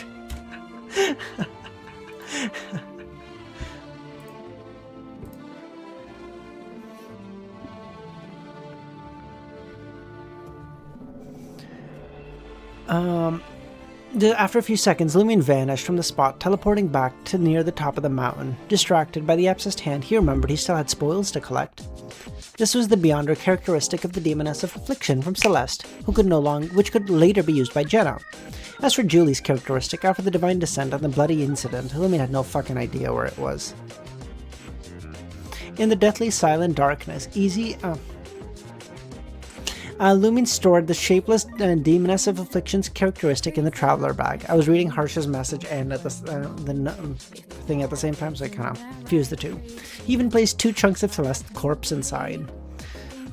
Maybe they can be used as supplementary ingredients. If not, I can give them to Ludwig, I guess. With me as a godfather away for so long, he should get a gift, I suppose. But he will consider this dirty. Lumin mumbled as he teleported to the edge of the wasteland. As 001's proxy, he quickly and smoothly exited the mausoleum, returning to the entrance. Lumin then opened his eyes, seeing the blue sky. At that moment, the morning sun was bright but not harsh, the fresh air carrying a slight burn after the scent of rain. The slight burnt scent after the rain. Having spent over 10 hours in the eternal darkness, Lumin felt as if a lifetime had passed. He then saw numerous heads, each trailing a blood-stained spine hovering in the air. Countless, thousands, all staring at the entrance of the tomb, at Lumion. Among them were faces Lumin recognized, regulars at the bar. The aftermath of the 001 activation? There must be thousands. Tens of thousands. Is this a form of sacrifice? Red Priest? Thoughts flashed through Lumin's mind, picking up his hands. His forehead became hot with a prickling pain. A violent gale blew, scattering the thousands of heads with trailing spines back to the city. The flying heads seemed to sense Lumin's will, drifting with the wind and landing back to their headless bodies. So this is the power of the proxy, but it can only be used in Marora. Lumin lowered his head, feeling rather regretful, walking out of the cemetery. As he did, an exile was twisting his own neck, returned head back into its place. The head turned from his back, facing back to the front. Seeing Lumin watching him, he smiled and said, "Today's weather is nice." "Yes," Lumin responded, teleporting back to the bar, appearing in front of Julie's room. The corpse of Les was gone, along with Julie's collections. The enforcers? Lumin mused. Lumin teleported again, appearing at the cathedral. He walked up inside, up to Heraberg. Kami? I appreciate you, dude. I do. Okay, I want you to know that. To Heraberg, with his plain white robe and brass threads, smiling. And he took out the books he had borrowed and said, "Archbishop, I finished them all." As he spoke, Lumin felt Heraberg looked a little older. Finished them all? Really? There are 2 books I didn't listen to, but I can't continue anymore. If you know, you know. If you don't know, you don't know. There's no need to pretend. As he took the books, he said, "There is indeed no need to read these anymore. I must remind you, these books are infected with the plague, as are the items in your bag. You need to handle them properly. Burn or purify them to prevent the plague from spreading. Celeste's Grade 1 artifact is so potent, it continues to produce a plague even in the traveler bag," Lumin thought. "I'll be careful. Thank you, Archbishop." "Archbishop, how do we seal an object that spreads a deadly plague?" Heraberg looked at Lumin and laughed. That one, and that one. Take a look and learn." The teacher never does give straight answers, does he? Lumin didn't resist continuing his studies, pulling out the books and putting them in his traveler bag. "Your Grace, what should I do to leave Marora?" Heraberg said meaningfully, "No one has ever forbidden the residents from leaving. They simply don't wish to." Lumin was stunned for a moment and said, "Leave the way you came?" "Do you want a change of clothes?" Heraberg asked, pointing to Lumin's clothes. Lumin looked down and saw that all of his clothes had become tattered from the battle. He was about to take out spare clothes from his traveler bag, but remembered they were also infected with a plague.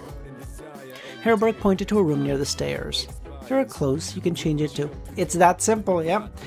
That makes sense though, Chris, because you remember when we first came here, everyone, Lumin was talking about how no one ever talks about leaving. No one ever thinks about. Everyone's like, "Oh yeah, we should." Even not Albus, but the other guy from the Iron and Blood Cross Order was like, "Oh yeah, I've been staging revolts." But Lumin's like, "Have you ever thought about just staging a fucking leave?" But like that, like, because I guess the artifact is just like Not even giving you that option, because like your brain just turns off that like, hey, we can leave here. So that makes sense. It was just like, just go. I'm fucking, I ain't stopping you. Go, pussy. The city of exiles is only like, they're exile. It's a self-exile. Literally, as soon as you step into Marora, it's a self-exile. Because it's like, hey, we exiled you here. You can come back anytime. But no one ever thinks to come back. They're just like, I've been exiled. I can never go back. And it's like, did they say that? No. Okay. Well, I guess I'll just stay here. Herberg pointed to a room near the stairs. There are clothes you can change into. Thank you, Your Grace. Lumin sighed in relief and returned to entered the room, finding several plain white robes. These are the vestments of the church's clergymen. Lumin looked back thoughtfully at Herberg, who had resumed reading and changed into the robe that fit his size. He opened the cathedral's heavy wooden door and descended the steps, step by step, deep into the underground. The passageway hadn't changed since he came, the glowing gems embedded in the walls still providing illumination. Derangement of the artifact. Yeah, that's what I was thinking too. The indescribable, terrifying sound echoed in Lumin's ears again. Lumin walked at a steady pace towards the exit. Do you think the people at the entrance are going to go, oh, the first ever human to return? Is he allowed to do that? Lumin walked at a steady pace. As 001's proxy, the more he walked, the more he felt this may indeed be a long esophagus. What kind of creature would have such an esophagus, Lumin thought. Alert to this possibility, he neither transformed into a spear nor teleported, instead walking obediently for hours. Until he reached bronze doors, he extended his hands and pulled, making the doors emit a heavy sound. But outside, there was no one guarding. Lumin sneered and stepped out. He didn't forget to close the door behind him. What creature? What? This is the esophagus of a creature? I don't know what creature? What?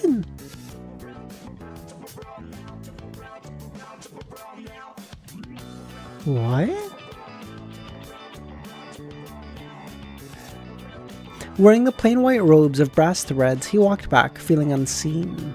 Unknown gazes upon him. Reaching the present where Lumin had been held, he activated the mark on his shoulder.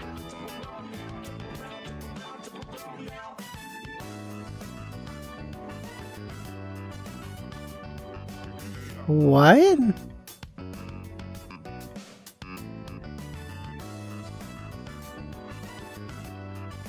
You're telling me Marora is inside Herabergen?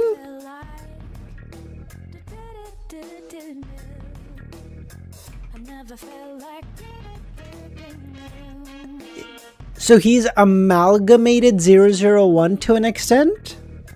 Does that make any sense?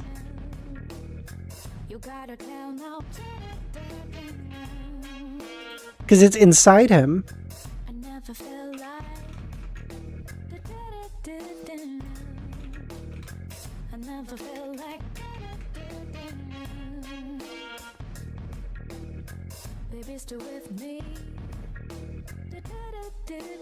He's a giant ass dragon. Yeah, I know he's a god. Herabergen's a dragon? Do I know this? I don't remember this. He chose to teleport back to Trier, to the apartment he had rented. His body and spirit were in decent shape, but he felt a strong sense of fatigue, wanting to rest. As his figure materialized, he saw Ludwig. Ludwig looked up and froze. The silver fork in the boy's hands fell onto the dessert plate. It was Onkvald's subsidiary god? Third time Ankh has had this revelation.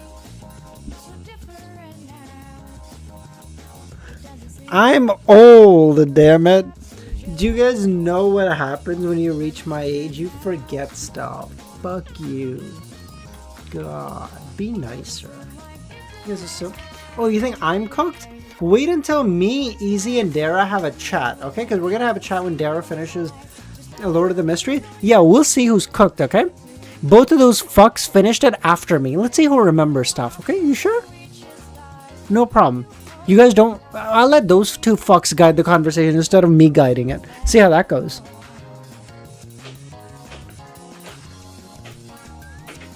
Both of them finished it before I did, okay? Or, sorry, finished it after I did. They finished it more recently. You want to do that? You want to see? No, I'm not going to spoil them on COI. COI is so different, it'd be like genuinely difficult to. Like, I'd have to genuinely think of it. And there's a reason I watch you. You had to call me unk and old and make fun of me, bug? Bitch. Your memory is somehow better. Okay, don't say somehow. Well, you gotta add somehow in there, you fuck. Just say, like, hey, your memory's better. Great. Dude, Chris, the corruption you're gonna get from that conversation is genuinely gonna be like 001 is gonna be put to shame. You gotta, you know how 001 you just gotta close your eyes and you can walk in? That conversation you're gonna have to close your ears, close your eyes, close your fucking nose, close your mouth, close your fucking asshole, close everything, bro.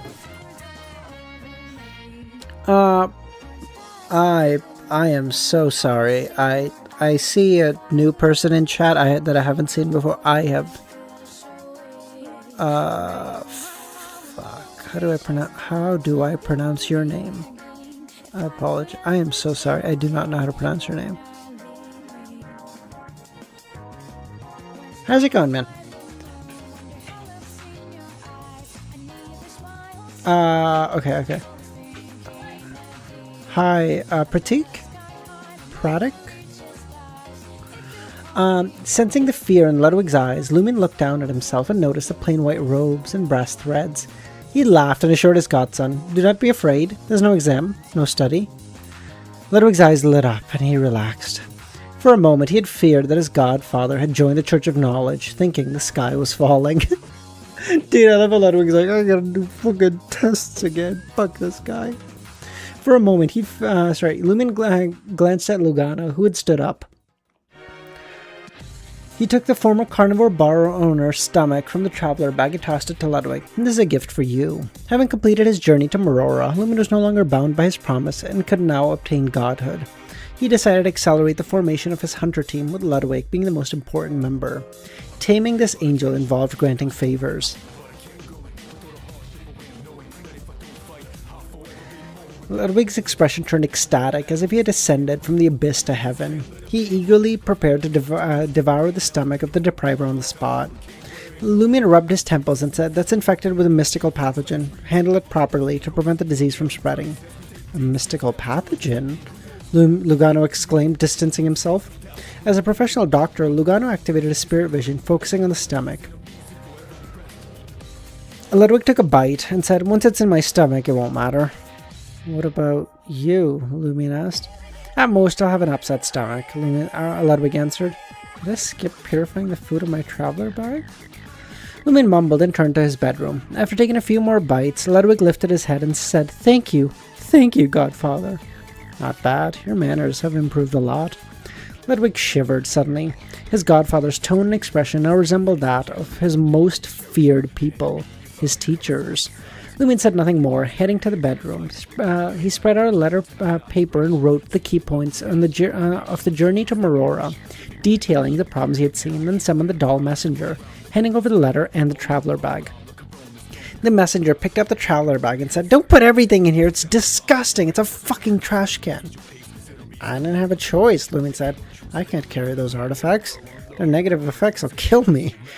After sending off the messenger, Lumin collapsed onto his bed without cleaning up the makeshift altar, closed his eyes and let it relax his body. In Marora, he had stayed up late reading and couldn't sleep soundly with a mad demoness living next door, keeping him high on alert. Now, he had felt a long-lost sense of safety. Lumin fell into a deep sleep quickly, and when he awoke, it was already 6 in the morning of the next day. Refreshing and comfortable, Lumin sat up, stretched, and saw his traveler bag and a letter. The messenger came without awakening me. That means I trust her quite a bit. Lumin muttered as he walked to the desk. In the morning light, he sat and read the Madam Magician's reply. For now, leaving a mark to become a proxy is plenty. Other matters can be dealt with later. In short, regarding 001, you've at least gotten ahead of the Demoness sect and Medici. But no matter how beneficial something seems, it always has its drawbacks. This means you've officially stepped onto the stage vying for the Red Priest position. You will face much more attention and danger now. Previously, the Demoness sect may have seen you as a potential ally, and the Medici may have considered using you. Now eliminating you for the proxy position is the most practical option. Also, remind the Two of Cups to be cautious and to avoid being exploited by the Demoness sect. Of course, since both the Demoness sect and Medici have gained something from this, each leaving a bit of blood on 001, their immediate urgency to target you is probably too high. Regarding the Abscess Hand, due to the significant catastrophe in the 4th, 3rd, and 2nd epochs, many folklore and legends have not survived. The high-level corruption from the Great Mother on the Abscess Hand prevents us from direct divination, requiring indirect methods, making it difficult to obtain the best information. We haven't determined the relevant legends when the relevant legends first appeared, but can confirm their existence at the beginning of the 5th epoch. From your description, its appearance and state, we can reasonably suspect that the Abscess Hand was a vampire of the angel rank before its death. Fucking called it! Get fucking rolled!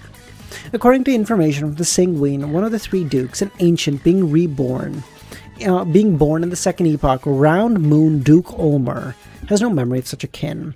Note that Sequence 2 Angel is equivalent to a duke amongst the Sanguine.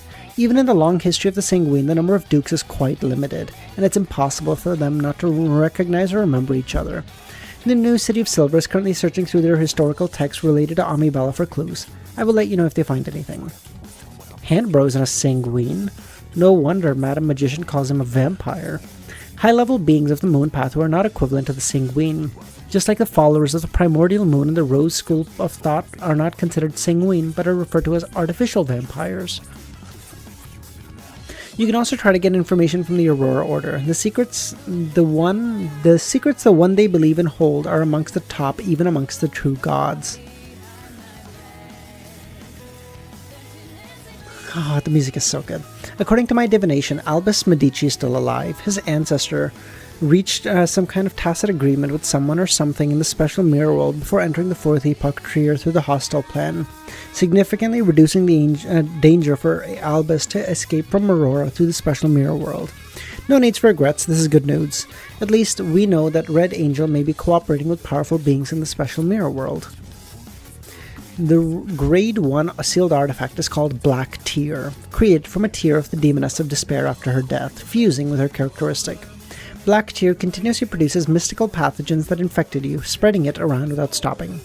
Wearing Black Tear significantly enhances your charm with a slight feminine touch, but it won't change your gender. Black Tear can help you master some mirror magic, including passing messages through the mirror world, mirror traversal, and mirror illusions. It also makes your cull more lethal, allowing you to infuse all your power into a single cull. In places with special mirror world, Black Tear can help you utilize its special characteristics and powers. Those were the effects. The negative effects are, the wearer also gets affected with a mystical pathogen, the Demoness of Affliction being less affected and more resistant. The wearer experiences intermittent pleasure every 45 to 90 seconds. Dude, that's so cooked! What? How do you get you? What? Okay, we give this one to Franca, right? But how are you supposed to use this? Bye, Harsh. Even just carrying it around makes you emotional, more easily moved, and persuaded. I was gonna say something that would get me cancelled, but I'm not going to. Having Black Tear also increases the likelihood of unwanted romantical encounters based on the curse from the Demoness of Despair before her death. Reading this, Lumen couldn't but help raise his eyebrow. This artifact seems more suitable for a forbidden book like monks chasing dogs. Pleasure every 45 to 90 seconds? Franca can't use it unless it's a quick fight. For now, I can only treat it as an unlimited mirror cufflink, using it only briefly then sealing it. The most versatile solution is to find a sealed artifact of the Sun Pathway that continuously purifies the surrounding area, placing it with Black Tear. How to mitigate the sun sealed artifact is another thing. I would use it at home alone.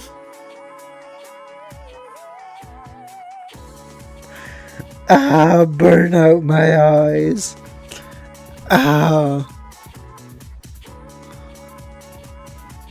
The simplest but most demanding solution is to place Black Tear in a mirror, confining the pathogen to the area behind the mirror. Don't worry, the plague can't travel through the mirror. The issue is that without other items to interact with the mirror world, you can't retrieve it. If the mirror sealing it breaks, the Black Tear will be lost in the mirror world. And the custom solution is that I've isolated a special space in your traveler bag. Regularly throw it in Regularly throw in a flame that can burn for over half an hour to incinerate the pathogen. I've also purified the other items in your bag. No need to worry about the infection. That is the benefit of the Tarot Club. Oh yeah, that is a thing, Kami. You are right. That is an actual fucking disease, which is so fucked. Oh my god, that is genuinely the most fucking horrifying thing in the universe I can think of. Genuinely, the fucking Great Mother's corruption is affecting those people. Holy shit. After burning the letter, he checked the traveler bag, confirming that Celeste's demoness of affliction characteristic was a beautiful eye. Storing with the corpse chunks in the isolated space with black tear. To use later, he would need to purify or disinfect it. Hanging the traveler bag, LEMMiNO walked to the full-length mirror in his room.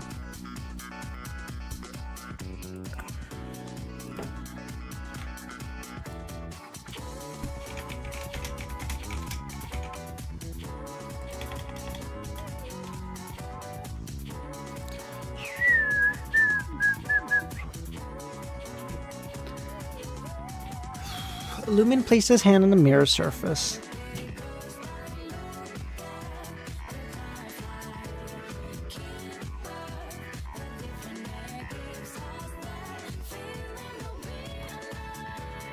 Activating the contractibility that represented the mirror mark. Immediately, he sensed multiple marks he had left behind. Some were clear, others blurred, and some were like distant glimmers on the horizon. The clear ones came from Moore and Avigny's study in Franca's apartment. The blurry ones, which often changed locations, originated from the treasury of the Blue Avenger.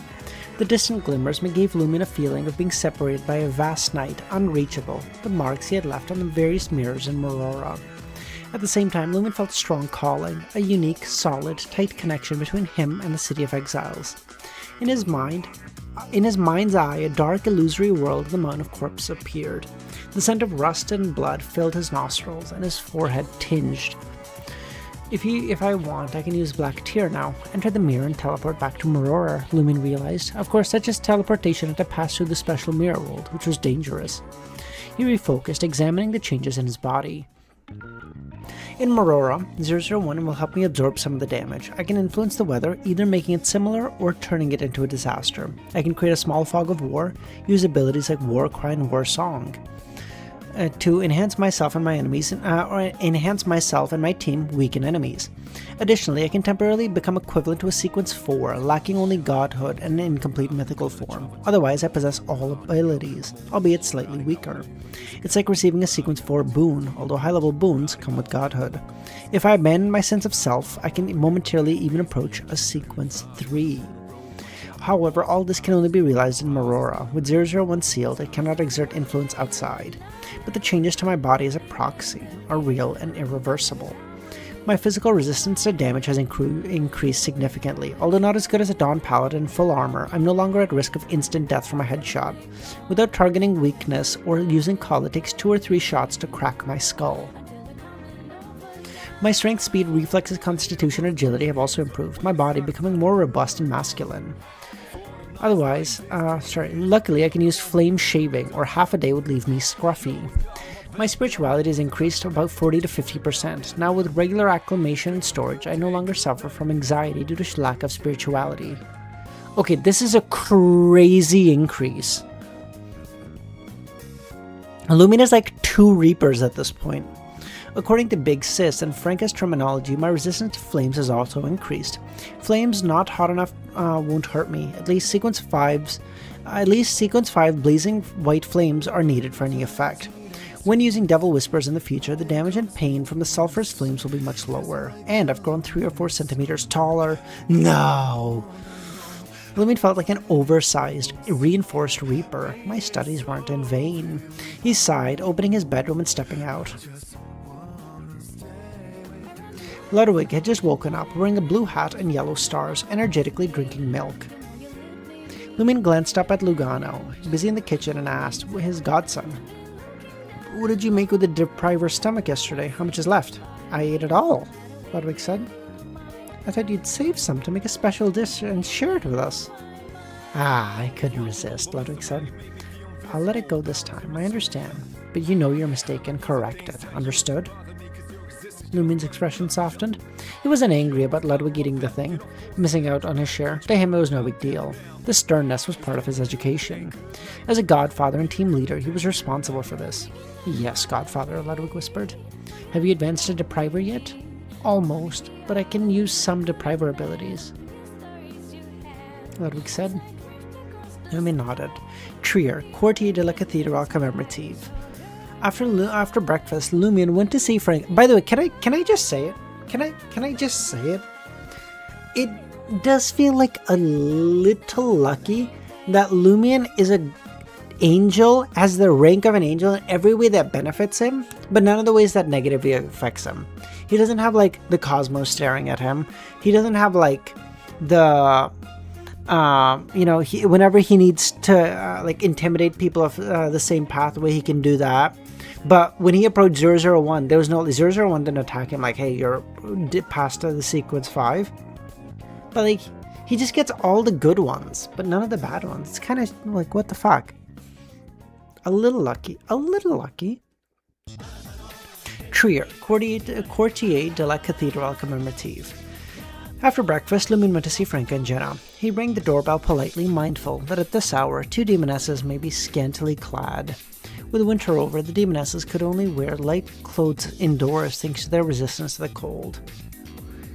Wearing a woman's shirt, fitted trousers, and fluffy slippers, Franca opened the door. You're back, she said. That's quick. I used up your mirror cufflink, Lumion said. That's fine. Franca waved it off. Lumion was about to speak when he saw Jenna at the dining table, her skin looking deeply cleansed, smooth, and delicate. Lumion's throat tightened. Did you advance? Yes. Looks like that potion wasn't fake, she said. Were you showcasing your charm just now? No. Maybe the potion's power is still leaking a little bit from my advancement, but your self-control isn't as good as I thought. Lumion thought that his reaction was uncharacteristic of an ascetic. He suspected residual malice from using Double Whisper. After the traveler bag, and the traveler bag now held Black Tear, though isolated, the bag couldn't fully block the artifact's influence. That's why he needed to burn the mystical pathogen in the isolated space regularly. That's because I'm so weak, with noticeable emotional and desire fluctuations. Franca quickly changed the subject. When Jenna advanced, we got some crucial intel. Guess what it is? Related to Crismona, Lumion said. Sharp. Who's Crismona's father? With your tone and attitude, I'll go with the least likely option. At least a 2-door? They both froze. I got it right? Yes. Congratulations. This isn't mystical, Lumion echoed their doubts. The 2 demonesses recounted their discussion. As Lumion listened, he frowned. What's wrong, Jen asked. I remembered something from my time in Marora, Lumion said. What? Frank asked. In short, considering the corruption from 001, Lumion focused on his conflicts with Albus, Julie, Wannick, emphasizing the importance of book and knowledge. In short, I'm the proxy for 001 now, but the power only works in Marora. What puzzles me is why I escaped after being petrified by Julie's divine descent and didn't die.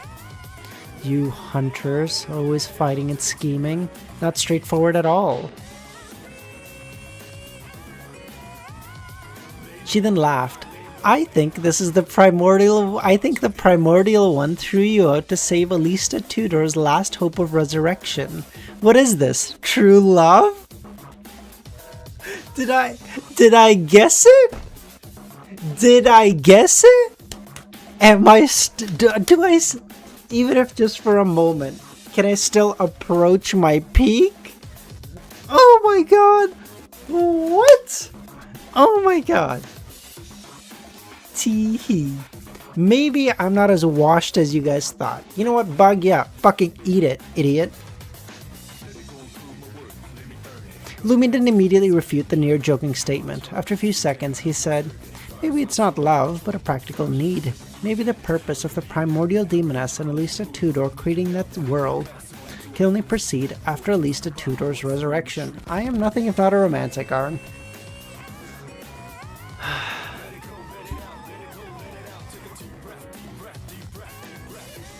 Kami's fucking with me.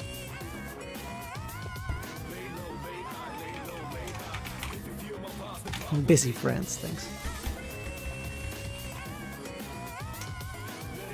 I hope you stay true to that statement. Yeah.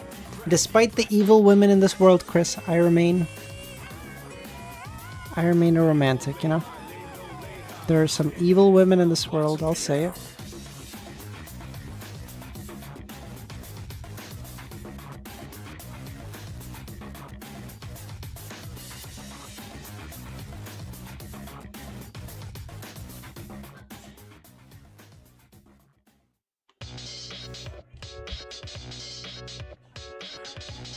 Jenna agreed with Lumion. Whether it's true love or not, there must be a purpose behind creating that special mirror world, and it doesn't seem that purpose has been achieved.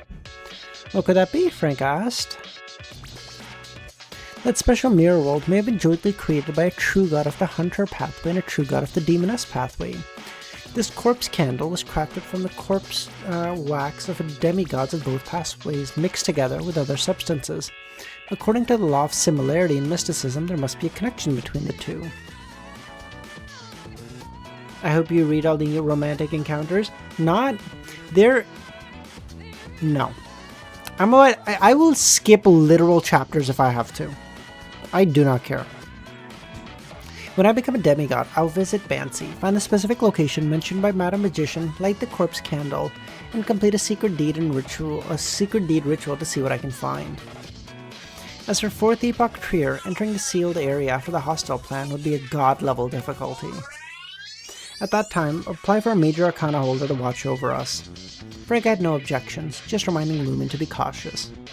Franca relaxed and leaned back. You went to Marora and didn't gain much on the hunter side, only becoming a proxy, but got a lot on the demoness side. Like the characteristic for Affliction, grade 1 artifact? What are you implying? Lumen said. I don't need it. I should be able to get what I need from the demoness sect. The only concern is how to complete the ritual. I wish I could go to Marora. It's perfect for the demoness ritual. No guilt involved. Just hearing your examples, I know that place is full of talent. I mean, Jenna's characteristic up to sequence 4 are already in our possession. You don't plan to sell them, do you? But I don't have nearly enough money for even the sequence 5 characteristic. Don't worry. From now on, you two are part of the team. As team leader, I will reward you on your contributions. Could be money or items. He made it clear these things were meant for Jenna, but it's not like he could consume them himself anyway. Can you at least read it on Discord or something? No.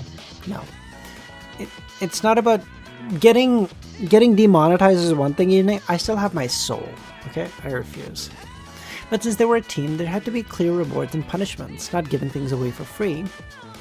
Even giving Ludwig the depriver's stomach was under the pretense of a godfather returning from a trip bringing gifts. Should we call you Captain now? Jenna said. No need.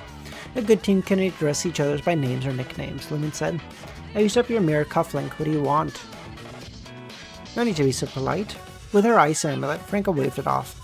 If I need to use Black Tea or Sword of Courage in the future, I'll borrow them. Don't worry, I'm thick-skinned and won't feel embarrassed.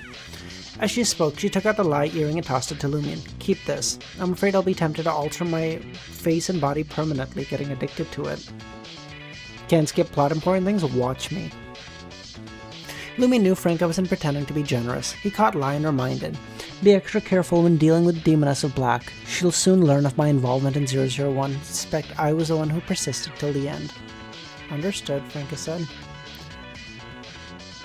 If Easy or Dara read those chapters, you are strictly inferior. If Easy or Dara ever read COI, given the non-existent viewership, I would be genuinely surprised.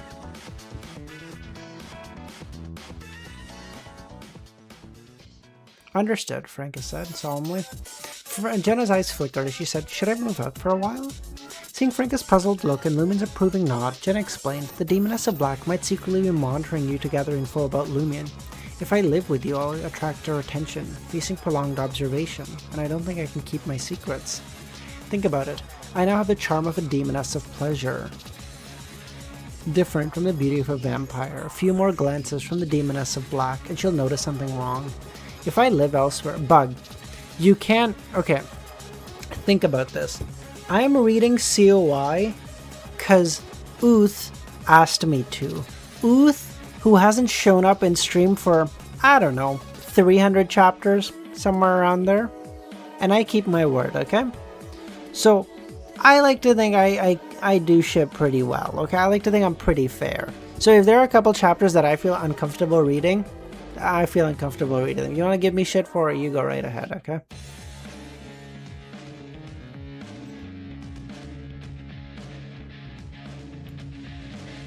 She glanced at LEMMiNO with some resentment, thinking you really do bring trouble. With the Demoness of Black watching, how can I help Jenna digest the pleasure potion? Franca thought. Franca sighed and asked LEMMiNO, when will you take Amandina to the Samaritan Women's Spring? You came back too quickly. I haven't had time to let her know yet, Franca complained. When my condition stabilizes, LEMMiNO said. The rest of time, Jenna picked up her personal belongings and went out to find an apartment in the surrounding area that she could move into that day, while LEMMiNO returned to continue taming Ludwig. Looking at the empty and cold apartment, she sighed inwardly and threw herself on the long sofa. After a while, the surface of the full-length mirror in the living room suddenly shimmered with a dark light. The face of the Demoness of Black appeared. Franca stood up and said, "Good evening, Madame Clarice." She really knows where I live. Has your lover returned to Trier? Clarice said. He has. You've been apart for several weeks. You must be enjoying each other's company. Has he become more vigorous? What the fuck are you asking me? What is the point of this question? At that moment, cold sweat appeared on Franca's back. Vigorous. She once said that the taste of a hunter isn't bad either. The higher the sequence, the more vigorous they become. Is she trying to confirm LEMMiNO's state from this detail? If LEMMiNO and I were lovers, such a detail would be easily overlooked, and it's normal for demonesses to discuss such things anyway. Should I hide it? No, he's already suspicious. Hiding it would mean dragging myself into suspicion. LEMMiNO said this morning not to lie, but not be too clear. Franca raised her hand and yawned. She then said, although he hasn't advanced yet, is quite far from it, he has indeed become much more vigorous. I almost feel conquered. As she spoke, Franca's words carried a bit of longing. This was part of her acting training from Jenna. Truly enviable, the Demoness of Black nodded. Franca's eyes moved slightly and said, whether it's due to the long separation or his hidden secrets, I feel he has become more unfamiliar. Sometimes when he looks at me, I think who he is. I wonder, who is he? The Demoness nodded. Finished COI like 2 months ago? Hey, evening. Okay, well I did one good deed. At least I got someone to read COI, alright? Even if no one else, I got one guy to read COI, that's it. I think it's just you, Chris. I don't think it's Jen. Like, I'm not dropping any frames.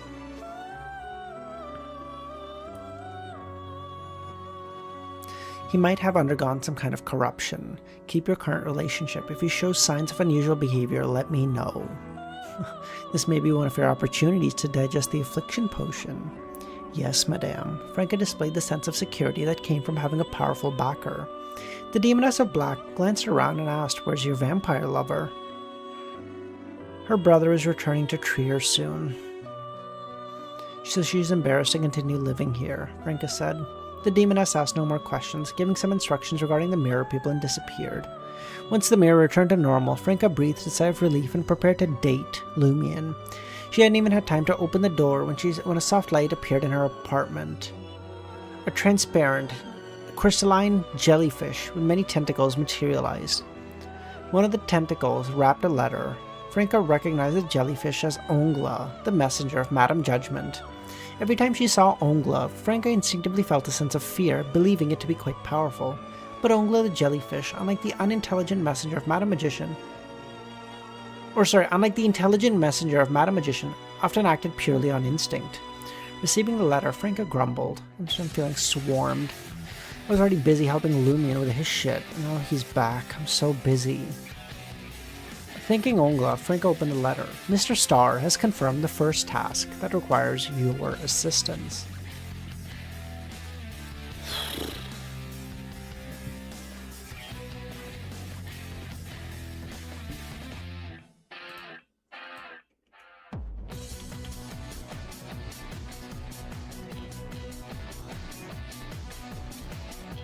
Alright guys, nailed it. Let's go.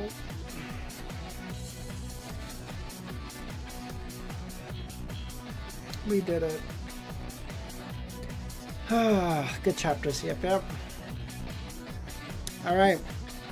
So no stream tomorrow, and then all next week, just day streams, okay?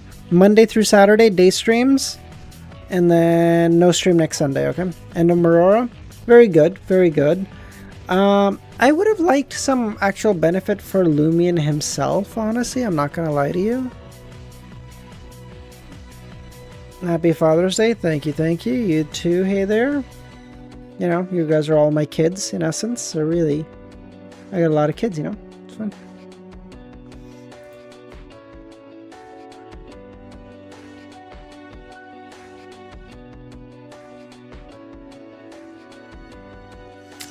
Alright. And you finishing Volume 5 next week? What chapter is Volume 5 not? Where does it end? I'm definitely missing streams then. Next week is Hottest Shotgun, let's sleep through it. But day streams will be okay for you too, no? Kami? I'll try to stream at like...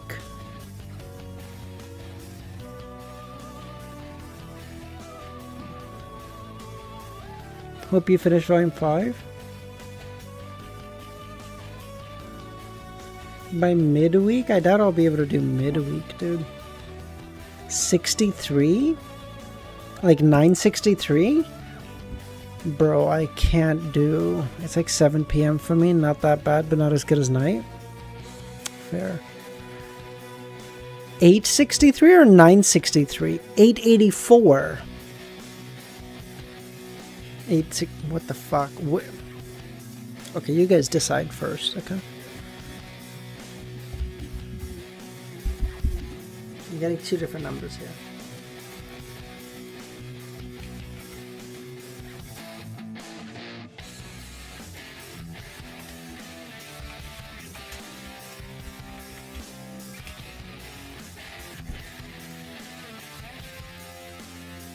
It's in the 800s. Oh my god, thank you, Chris. I don't know what I'd do without that fucking knowledge.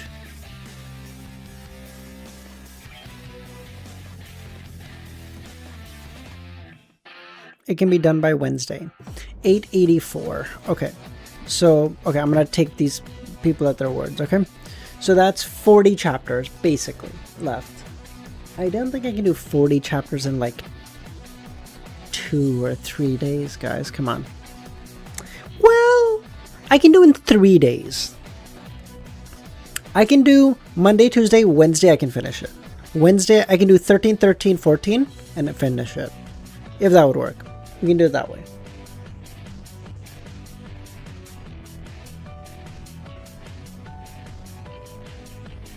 $63 through 84. If you're goated. You want me to do 21 chapters in one stream? Kami, who do you think I am, bro? What? You want me to stream 21 chapters, 10 minutes a chapter, 210 minutes? That's what? Just under just about 4 hours? Are you nuts? You'll want to read that much? I doubt it. 21 chapters? Are you fucking nuts? You would get in cliffhangers? 21 chapters? Nah, Kami doesn't do Reddit announcements for me. He only does them for Dara. It's all good. It's all good. In fairness, there's not much use to it either. Fucking, it's COI streams. Who gives a fuck? But that's all good. All right. Well, I'll think about it. You fucks. All right, I'll think about it. All right, guys. Y'all have a good night. I'll catch y'all Monday. All right.